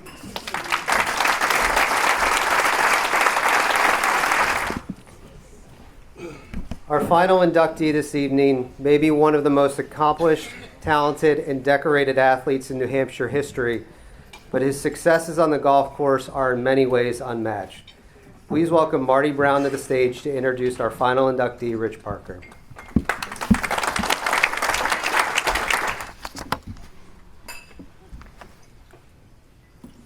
Good evening. Thrilled to be here this evening to share so many fine champions and spend time with all the different people who have really been the key to the success of golf in this state. The organization obviously has done a great job. It's been a special event here tonight. Food was excellent, program's beautiful, company's outstanding. I wanted to start first by recognizing Joel and Lauren for the outstanding job you just did presenting those very, very emotional. You know, I've been in athletics my whole life, and the best part about athletics, and golf in particular, is the relationships and the things we learn from each other while we're involved in play. And when we have the right perspective, we're all enriched, from our wives to our siblings, and we see family members here tonight with everyone. It's very impressive. To all the young champions, a lot to look forward to as we continue to follow golf in the state of New Hampshire. I'm going to talk, you know, I was 3 to 5 as well. That's going to be tough to do with Richard. I've known Richard since he was 8 years old. I got the chance to coach him when he was very young, sports like baseball. Watched him play a lot of golf when he was just a little guy, and knew his family very well, as he lived 3 houses down from me. He slept in my house when my dad died when I was 18 years old. And Richard was a young man then, and he was really like a family member for the Brown family. And we followed each other and been there for each other many times over the years. I'm going to start where he is now. He's here tonight to receive a totally special award, so unique, and one that obviously well-deserving. He has 3 older children and a wife of 30 years. He's got friends who've bussed up from the Upper Valley, Lebanon, Dartmouth College, administration here, and certainly the story just told by one of his former players is really what Rich Parker's all about. He's kind of the Pied Piper of golf. If you've ever been around him, he lights up a room. He is a true son of Lebanon. The Upper Valley very proud of Richard, and Richard has always stood, you know, very strong in support of the Upper Valley and all the things that go with that. I can read a million things, but I'd like to just touch on a few things. He was very small growing up. He was never a big guy, and I remember as a freshman going out for basketball at Webb High, he didn't make the JV team, and that was his goal. As a sophomore, he didn't make the varsity team, and that was his goal. And then God pitched in a little bit, gave him just a little bit more size, and he went from the outhouse to the penthouse. Unbelievable. He was, first game his junior year, I think he lit Hanover up for about 29. I think it might have been 27, Rich would know. And he just took off in sports like basketball, baseball. And of course, he was always playing golf, and he was very dominant locally. And I can remember when he won, I think it was maybe his first championship at the Carter Country Club against a very good golfer, a friend of mine. And we were all excited to see this 36-hole match. We thought it'd be awesome. Everybody was there. The whole town was there. And Rich had other ideas that day. And we were going to go to A&W Root Beer in between the 18s. 20-cent burgers, probably 5 cents for the root beer. And we thought it was going to be a very compelling match. And Rich shot a 60, and his playing partner shot a 74, so he was down he was down actually 16 through the first 18, and I wondered, why are we going back? Why don't we just stay here and have a few more burgers, maybe try the ice cream? And instead we went back, and Rich closed him out 4 holes later. And it was really kind of the unique quality of Richard. I think he's the best athlete I've ever seen play in Lebanon. And I saw a lot of kids play. And I was an athletic director in this state for a long time, coach. Saw a lot of kids play sports in this state. Rich was, just exceptional. He was the best first baseman, pitcher, shortstop, hitter. Had unbelievable timing, stepped up in all the big moments at all times. Wasn't always the most patient teammate. Learned to, channel his emotions a little bit better as he matured, and became somebody that I think we've all been very proud of. Went to Plymouth State College, captained all 3 teams, batted .512 one season in baseball. Well, that's pretty good. I mean, nobody's hit over 400 in the major league since Teddy Ballgame back in, I don't know how long ago. He won the ECACs by 7 strokes. That's Division 1, 2, and 3 throughout the Eastern Coast in that same time span. And he scored, I think, almost 1,000 points. I think it was 957 points. He didn't play one of the years. He had, I think, had an ankle injury and sat out the year. And he got to play for legends. He played for the great Lang Metcalf, one of the outstanding coaches in the history of basketball in the state of New Hampshire. I got to play for Coach Metcalf. Pat Walsh was one of the great influences of his life, who ran the Carter Community Building. Rich was basically either at the Carter Community Building, he was at the Carter Country Club, he was at my house, or he was in his yard shooting baskets, throwing balls through a tire. If there was an Elks hoop shoot, a pitch hit and throw, or a punt, pass, and kick, he won them all as he was growing up. It went everywhere, Fenway Park, everywhere. And then he graduated from college. And when he graduated from college, he really was starting to move in that golf career where he, played in the, I think it's now called the Korn Ferry Tour, but he played in the Hogan Tour, the Nike Tour. He played over in North Africa at the Sunshine Tour. His pro golf was 3 New Hampshire Opens, a Mass Open, a Vermont Open, a Maine Open. Qualified for the U.S. Open at Medina in 1990.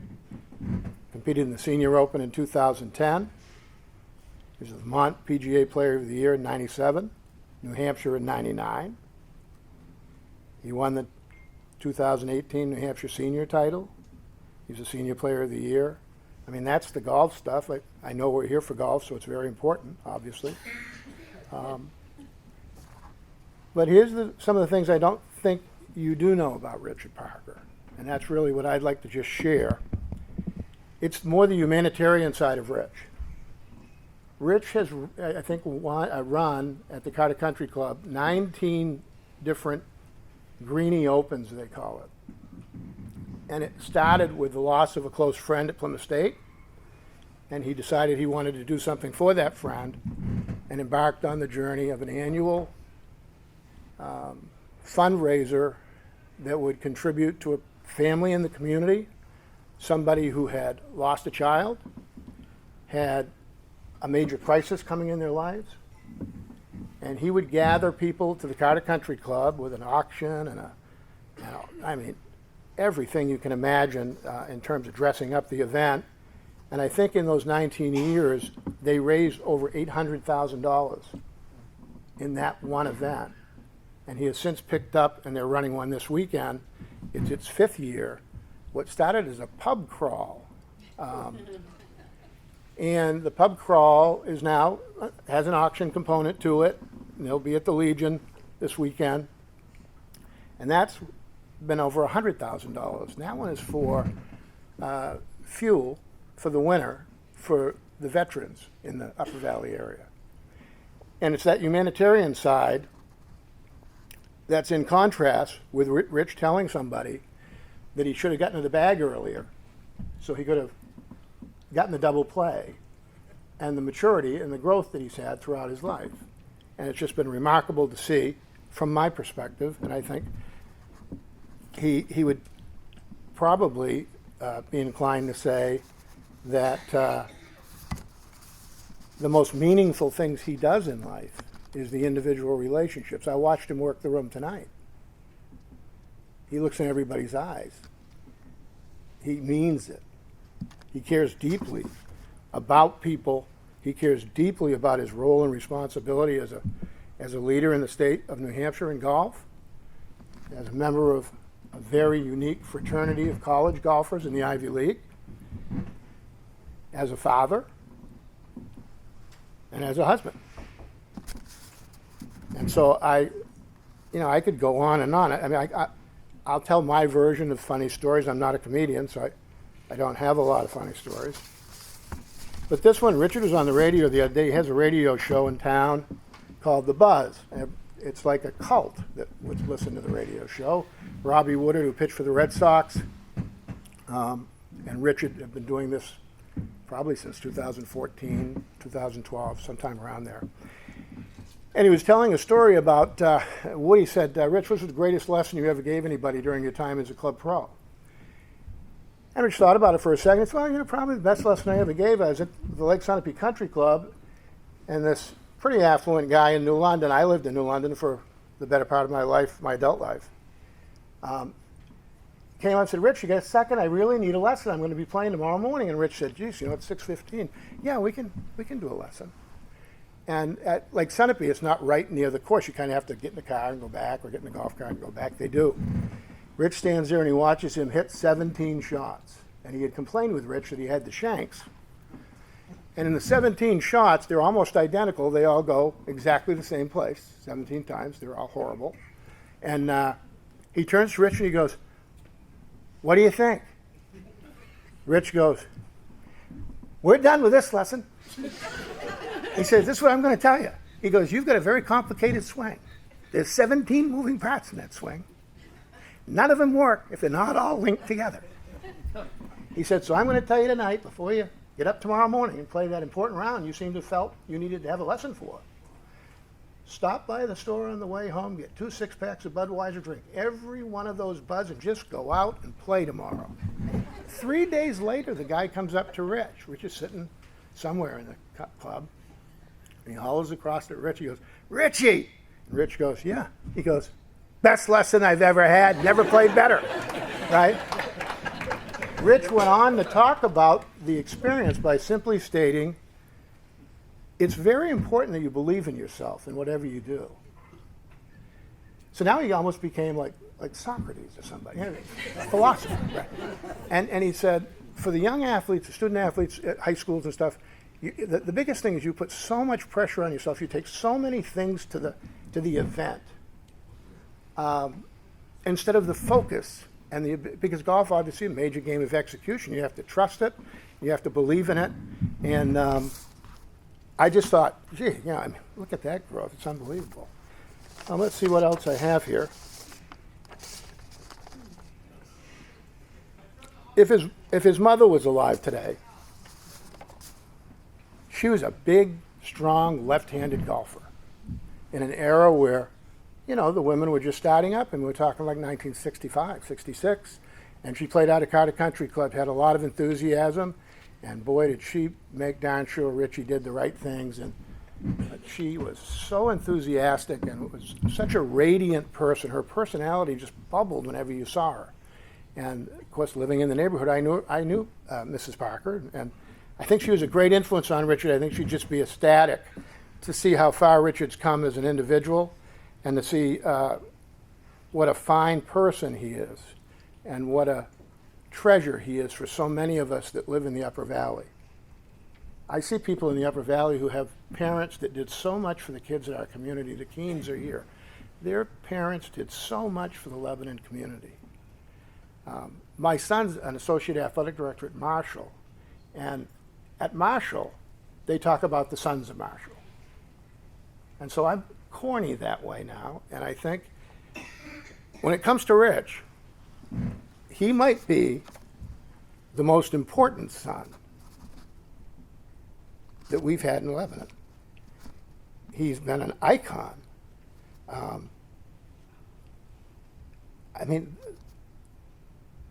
He was making fours he was shooting fours rather, and fives before the 3-point line came up. He didn't need all that sweat equity to get to the rim. He just brought it over half court and let it fly. And if he was watching Bird, Maravich, and those types of people play basketball, and he just had this reckless abandon to his style of play. And for you that play with him, the idea of lying down, I don't even know if he ever wore golf shoes to some of his golf events. He might have a pair of Keds on. He just was such a unique person, such a unique talent. And I've got to say, I've been a fan for so long. And I'll close with this because I am trying to stay timely. They never gave me a mic at Kearsarge Regional High School. They tried to keep the mic away from me. And I'll say this, and this again speaks to the man, the person. I had a friend who the baseball field was named after at Lebanon. A kid named Doug Ashley grew up with him, and he was very sick, really sick, and was going to be dying in the next week or two. And Rich had the radio show, and I went to the radio show. Woody saw me at McDonald's or somewhere. It was actually Dunkin' Donuts. And he said, could you go on the radio show today? I said, no, I don't really feel like it. I said, I'm going to go up and see Doug today. He said, we'd really like to have you on it. I go, I'll go on it. The only thing we talk about is Doug Ashley for 15 minutes. I get on, there's Richie, there's Doug. I'm talking to Rich about Doug in between commercials, and I said, you know, if you had time today, I think it would be unbelievable if you could go see Doug. She said, oh, I'd like to see him, but I don't know what to say. And I said, well, I guarantee it'll be more meaningful to you than it will be to Doug, and it's going to be unbelievably meaningful to Doug. So I showed up in Doug's bedroom maybe an hour later, and there's Richard in the holding court, having everybody laughing, and I thought, what a friend he is. I bet all of you people that play with Richard and all the people here in this room, I know all the guys in the Upper Valley and gals. That's exactly how they see him. He's always there when you need him. On top of that, he's an exceptional golfer. And I take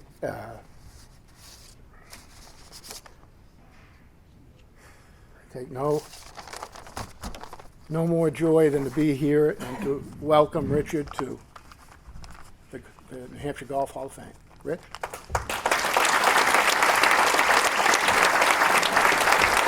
Well, it sounded like I was one hell of an athlete. Thanks, Marty. I don't see myself in that way. I'll just lighten the mood. Congratulations to Mike and Warren's family. I knew Mike. Great man. I don't know how I never knew Warren Tibbetts after listening to that speech. It's just all the golf that I've played. So I'm just going to say to start that it's been a really long week for me.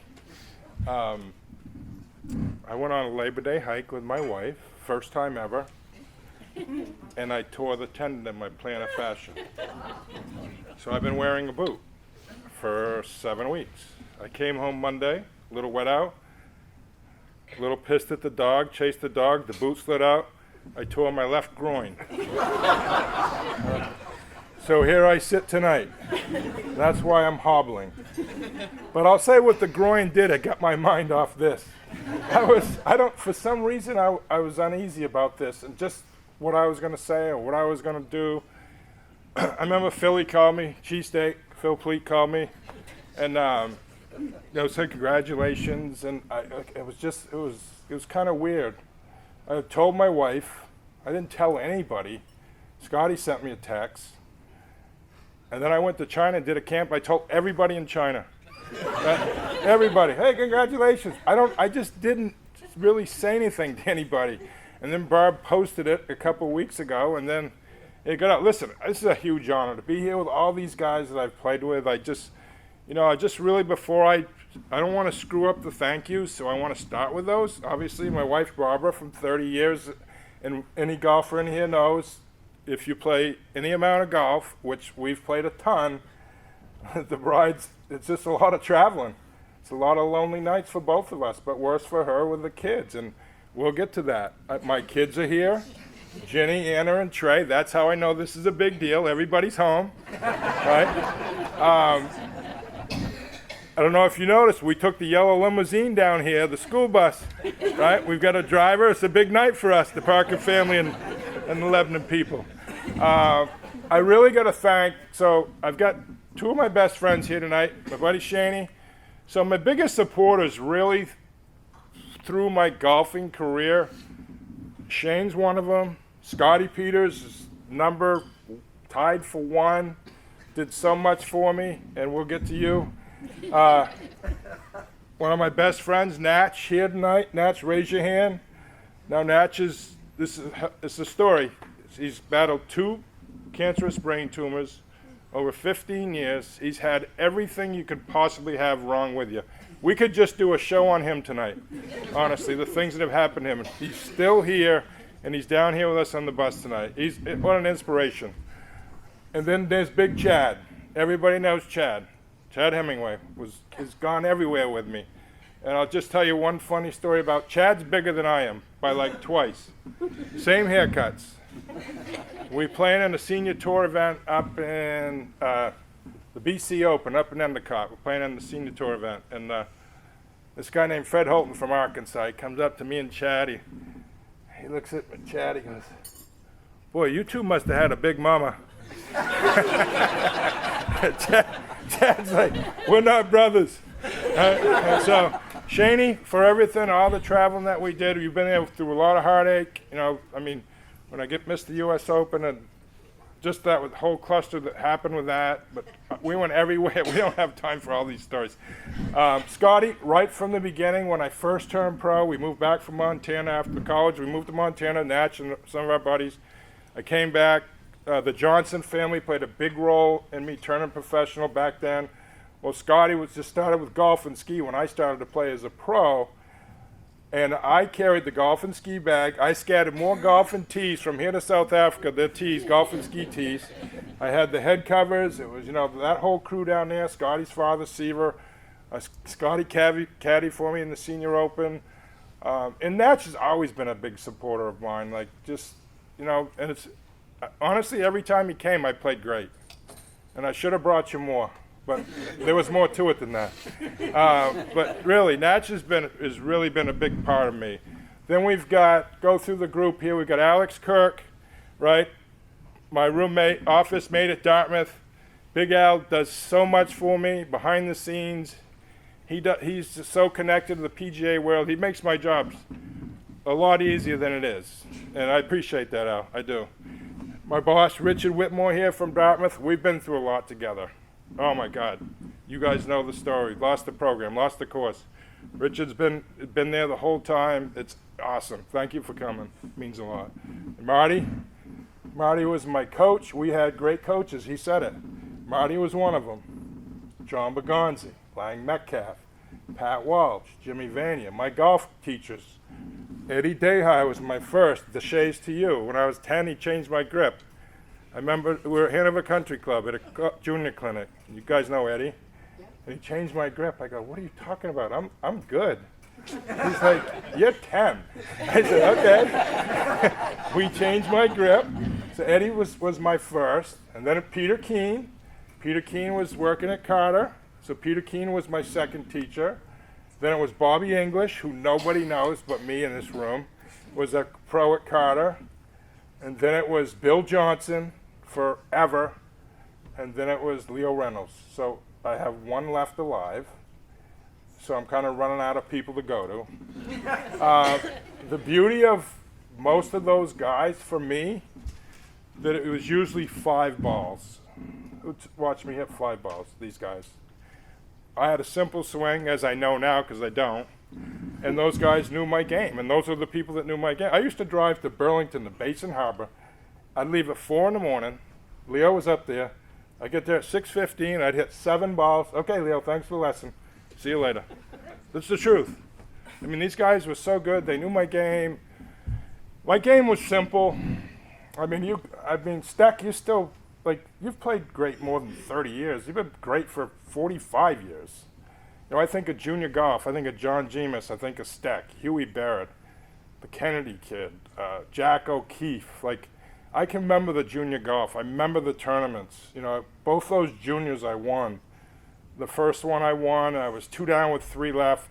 I beat Rick Patterson down at Brentwood. The second one was at Concord. This is a Doc Elliott story that I had told. I think you've heard it, but Doc Elliott I love Doc Elliott in my own little way, and he loved me in his own little way.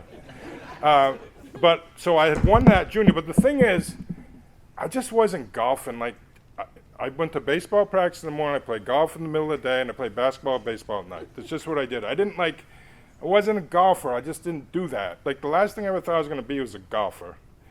And so I go to the we didn't travel around. My father drove me around in a van, and I can't forget my parents. We'll get to my mother in a minute.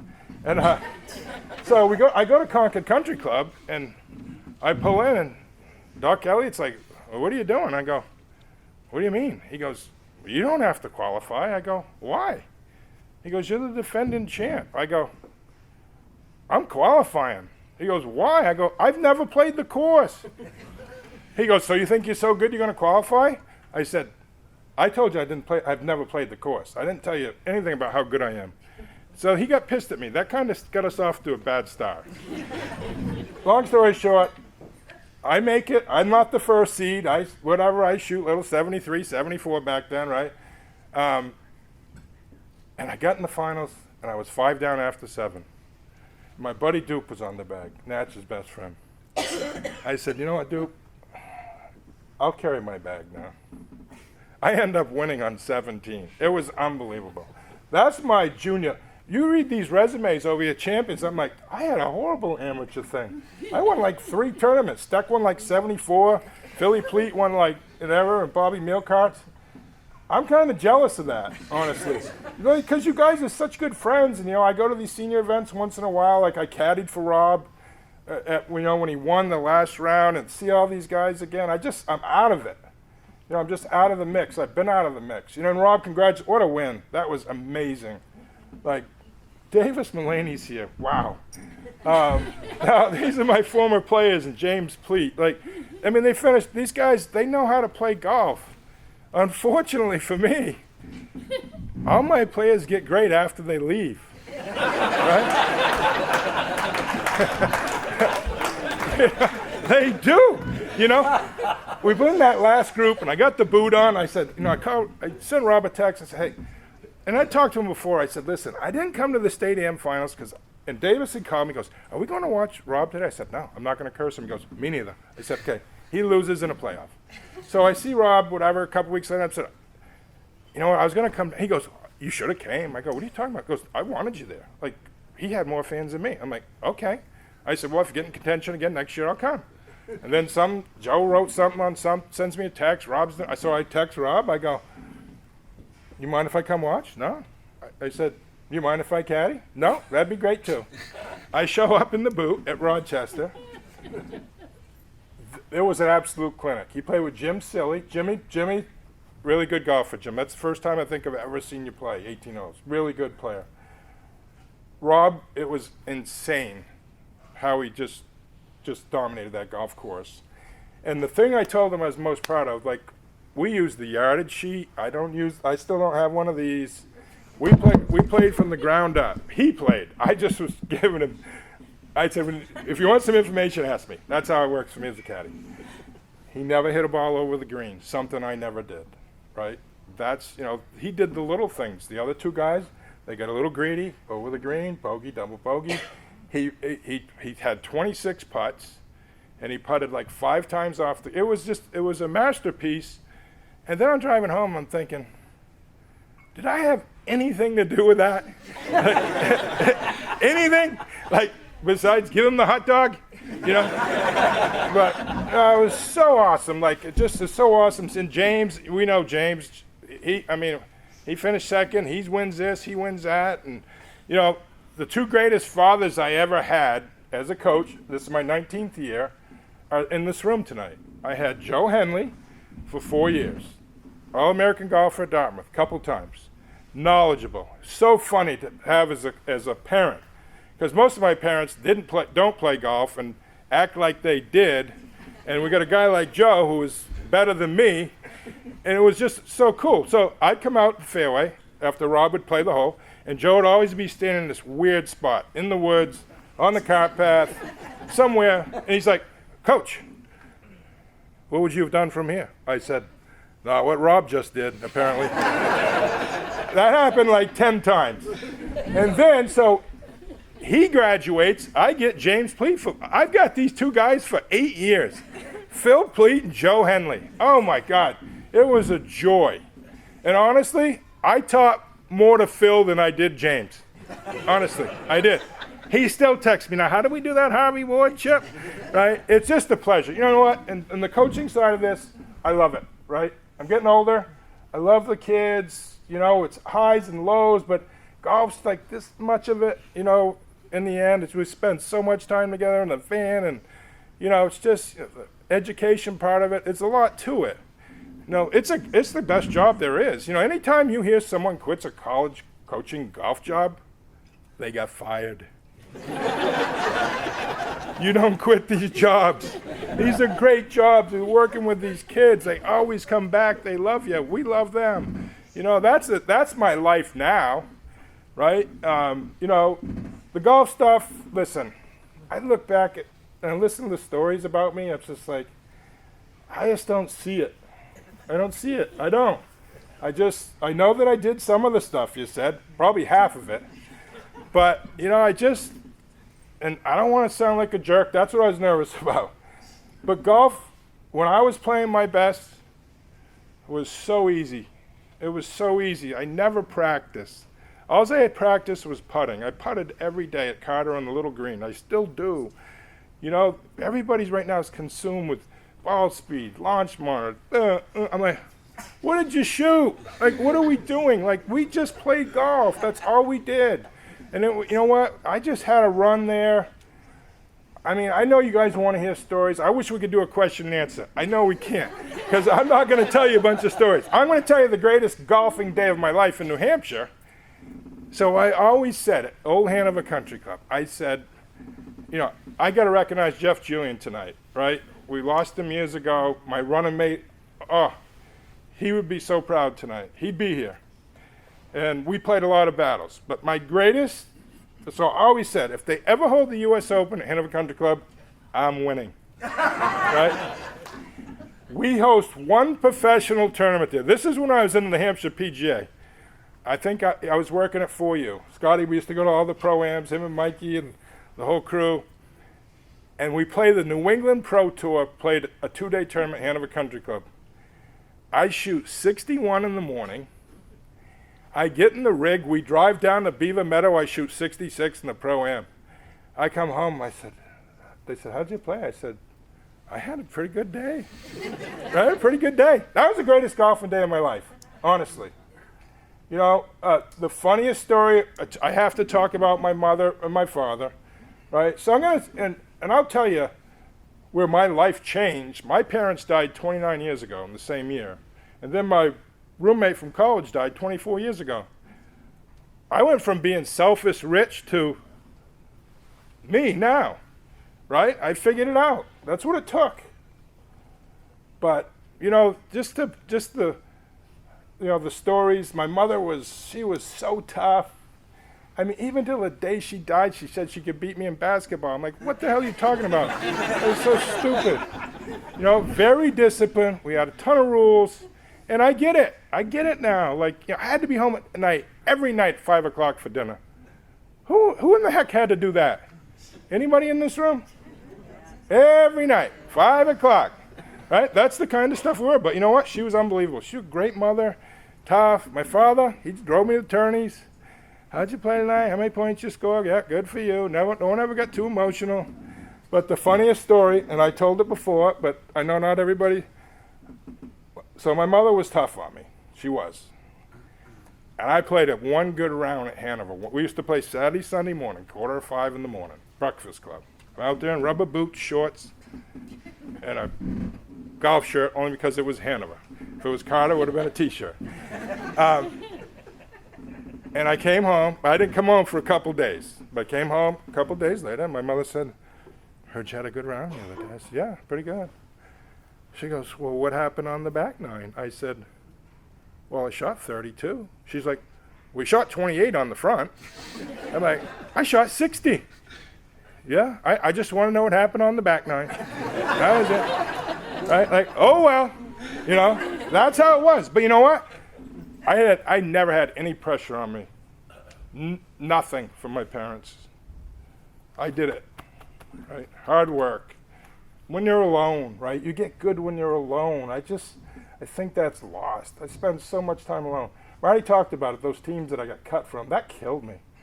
You know what? I mean, it got so bad. I started shooting basketball as lefty. I thought it was me. It wasn't me. It was just the coach who didn't like me as I get older. right? But it didn't stop me from playing because I loved it. And it's like I hear all the time, well, I don't like this coach, and you don't play for the coach. Play for your team. That's it. You play for your team. There's nothing that's the only thing that I don't like about golf, because the very few wins that we get, nobody cares. I can't win a tournament and play with Steck and Scotty.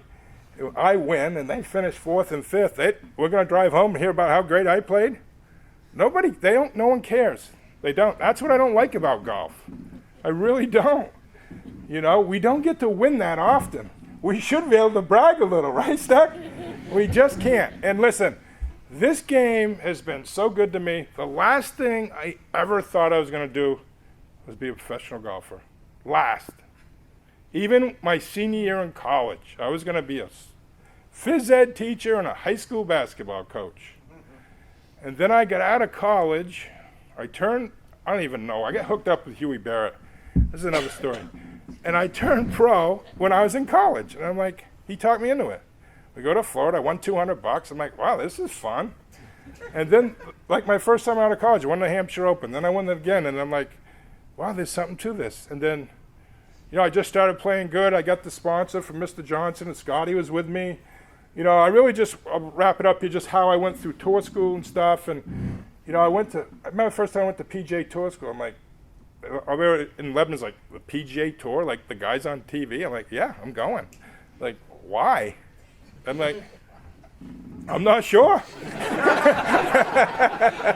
Somebody wants to give me $2,000, and I'm gonna go to Indiana and try to qualify. And the first time I went, I'll never forget it. It was freezing cold. I'm out there. I remember Jackie Nicholas Jr.'s out there. I didn't know anybody. I went to Plymouth State, and I didn't travel. We didn't travel to play golf. We didn't travel to play baseball. We played in our town. We played West Lev. We played Hanover. We didn't do any of this stuff we do for our kids now. And I'm out there, and I'm watching everybody hit balls. And I'm just like, oh, my God, Tony Malika, Wake Forest. And I missed the 2-day cut, which is impossible to do at tour school. And I was all alone out there. I'll never forget. I'm throwing the ball off the wall. I'm laying in bed at night, just not sleeping. And from that really turned me into who I became. Because then I realized that I'm me. As soon as I got home, I knew I made a mistake. That I'm me. I can't worry about them. And then from that moment on, I went to tour school 4 more times. I got to the finals 3 times. It was incredible, just to get through that and do that. I just never could get out there. I had a few chances. I played in the U.S. Open, was awesome in 90. It was so funny. So I played in the original Hogan Tour in 1990, and I qualified for the U.S. Open down in New Jersey. And actually the day I met my wife. So that's a story. I was down there playing got paired with my best friend, Jimmy McGovern. His girlfriend came to watch him play, and her best friend came. And here we are, 32 years later, happily married. That's how I met my wife. And I qualified for the Open on the same day. And it was incredible. So by the time I'm going to the U.S. Open, everybody on the Hogan Tour has me convinced I can win it. And I got to be honest with you. I went out there, I'm like, I could win this. That's what I was thinking. And obviously I didn't. I missed the cut. But I did it wrong. Once again, see, I'm a quick learner. I learn from my mistakes, right? So I was out there. I was hitting balls all day long. My wrist was hurting so bad. I remember Aoki was playing back then. For you people old enough to remember him. And he's on the range with me. It's like Faldo and Sevi and Norman and on and on. And I turn to Aoki. I go, you got any aspirin? He goes, no English. I said, okay. So I just pound balls. Next thing, 2 hours later, a guy taps me on the shoulder. I turn around, I go, it's Aoki. I go, what's up? He goes, is your headache gone? I'm like, what? I said, he spoke English. He didn't want to give me any aspirin. Right? I said, listen, I hurt my wrist. So I missed the cut there, and let's fast forward to all the other stuff I did, and I qualified to the Senior Open, right? My one goal in life, and I truly believe this is when I stopped playing golf. My one goal in life was to play in one more U.S. Open. and do it the right way and make the cut and give myself a chance. And you know, I had so much heartache along the way, how I missed this and lost in a playoff for that, and it really was eating me up. And then I qualified. Scotty's on the bag. Great story how we qualify. I miss up in Canada on the senior on Sunday. Get home Sunday night, hit balls at car to pick up Scotty. We play Thorny Leaf first group, shoot 64 on Monday, never saw the course. We're headed to the Open, Scotty. And here we go, right? We go to Sahalee. We get up, so now I'm different, right? This is the new Rich, right? 100 years later. I get out there, I'm just play a practice round, hit a couple balls. Scotty shows up on Wednesday. He couldn't get there to Wednesday. Tournament starts Thursday. We get on the first tee. It's me, Tom Lehman, Olin Brown, Tom Perks are playing practice. Scotty gets on the first tee. He's like, oh my God. I go, what's wrong? He goes, this course is so tight. I'm like, Olin Brown looks at Scotty, goes, Scotty, this is the easiest hole on the course.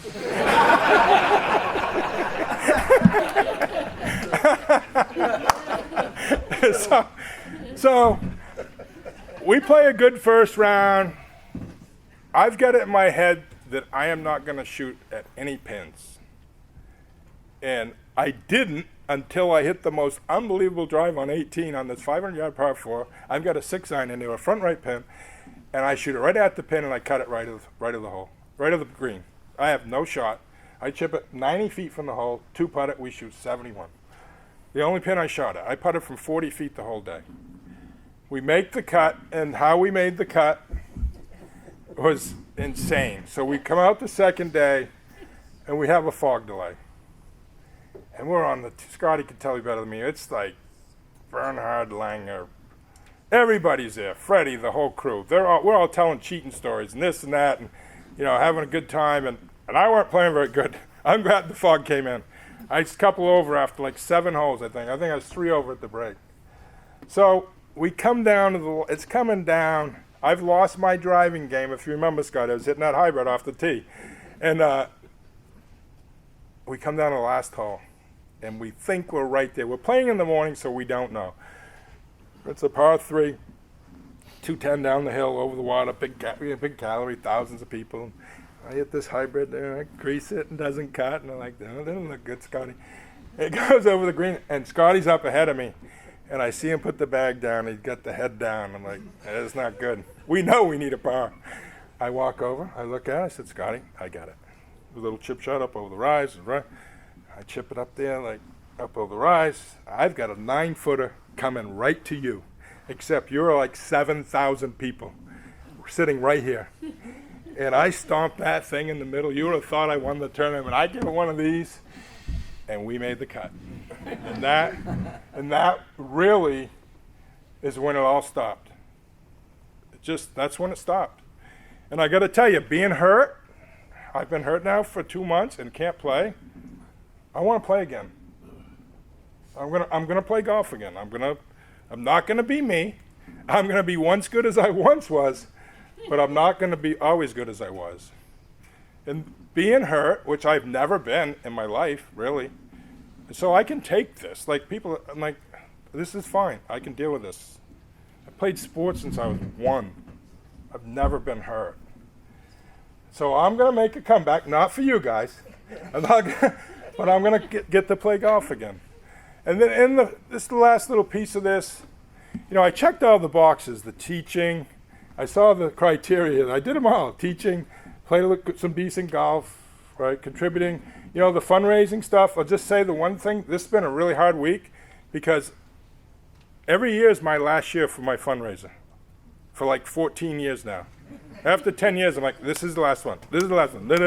Here we are, number 24, right? So it was scheduled for November 4th. Well, Cheesesteak calls me, says, hey, November 2nd, we've got a Hall of Fame banquet. And then I was just realizing next week that they're back-to-back days. But this is way more important for me to come here. I got to be honest with you. This is the first speech I've given out of 500 where I haven't bawled yet. And I'm not going to tonight. I'm honored to be part of this, right? I'm proud of New Hampshire golf. you guys win the tri-states every year. Like all the great players we have, you know, it really is. And the kids, great playing.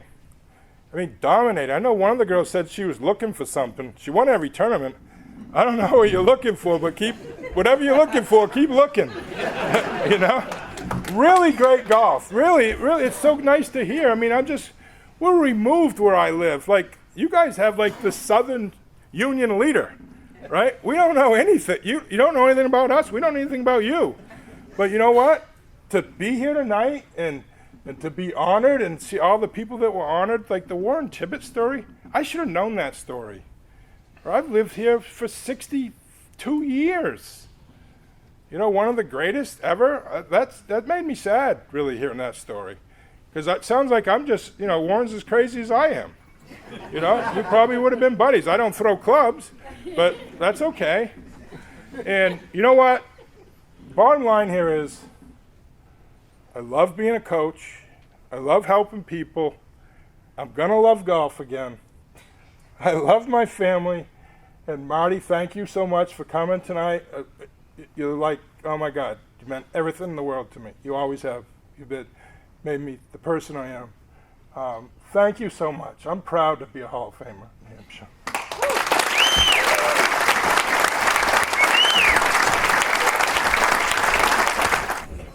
In case anyone's interested, Rich will actually be holding that Q&A in the side room here.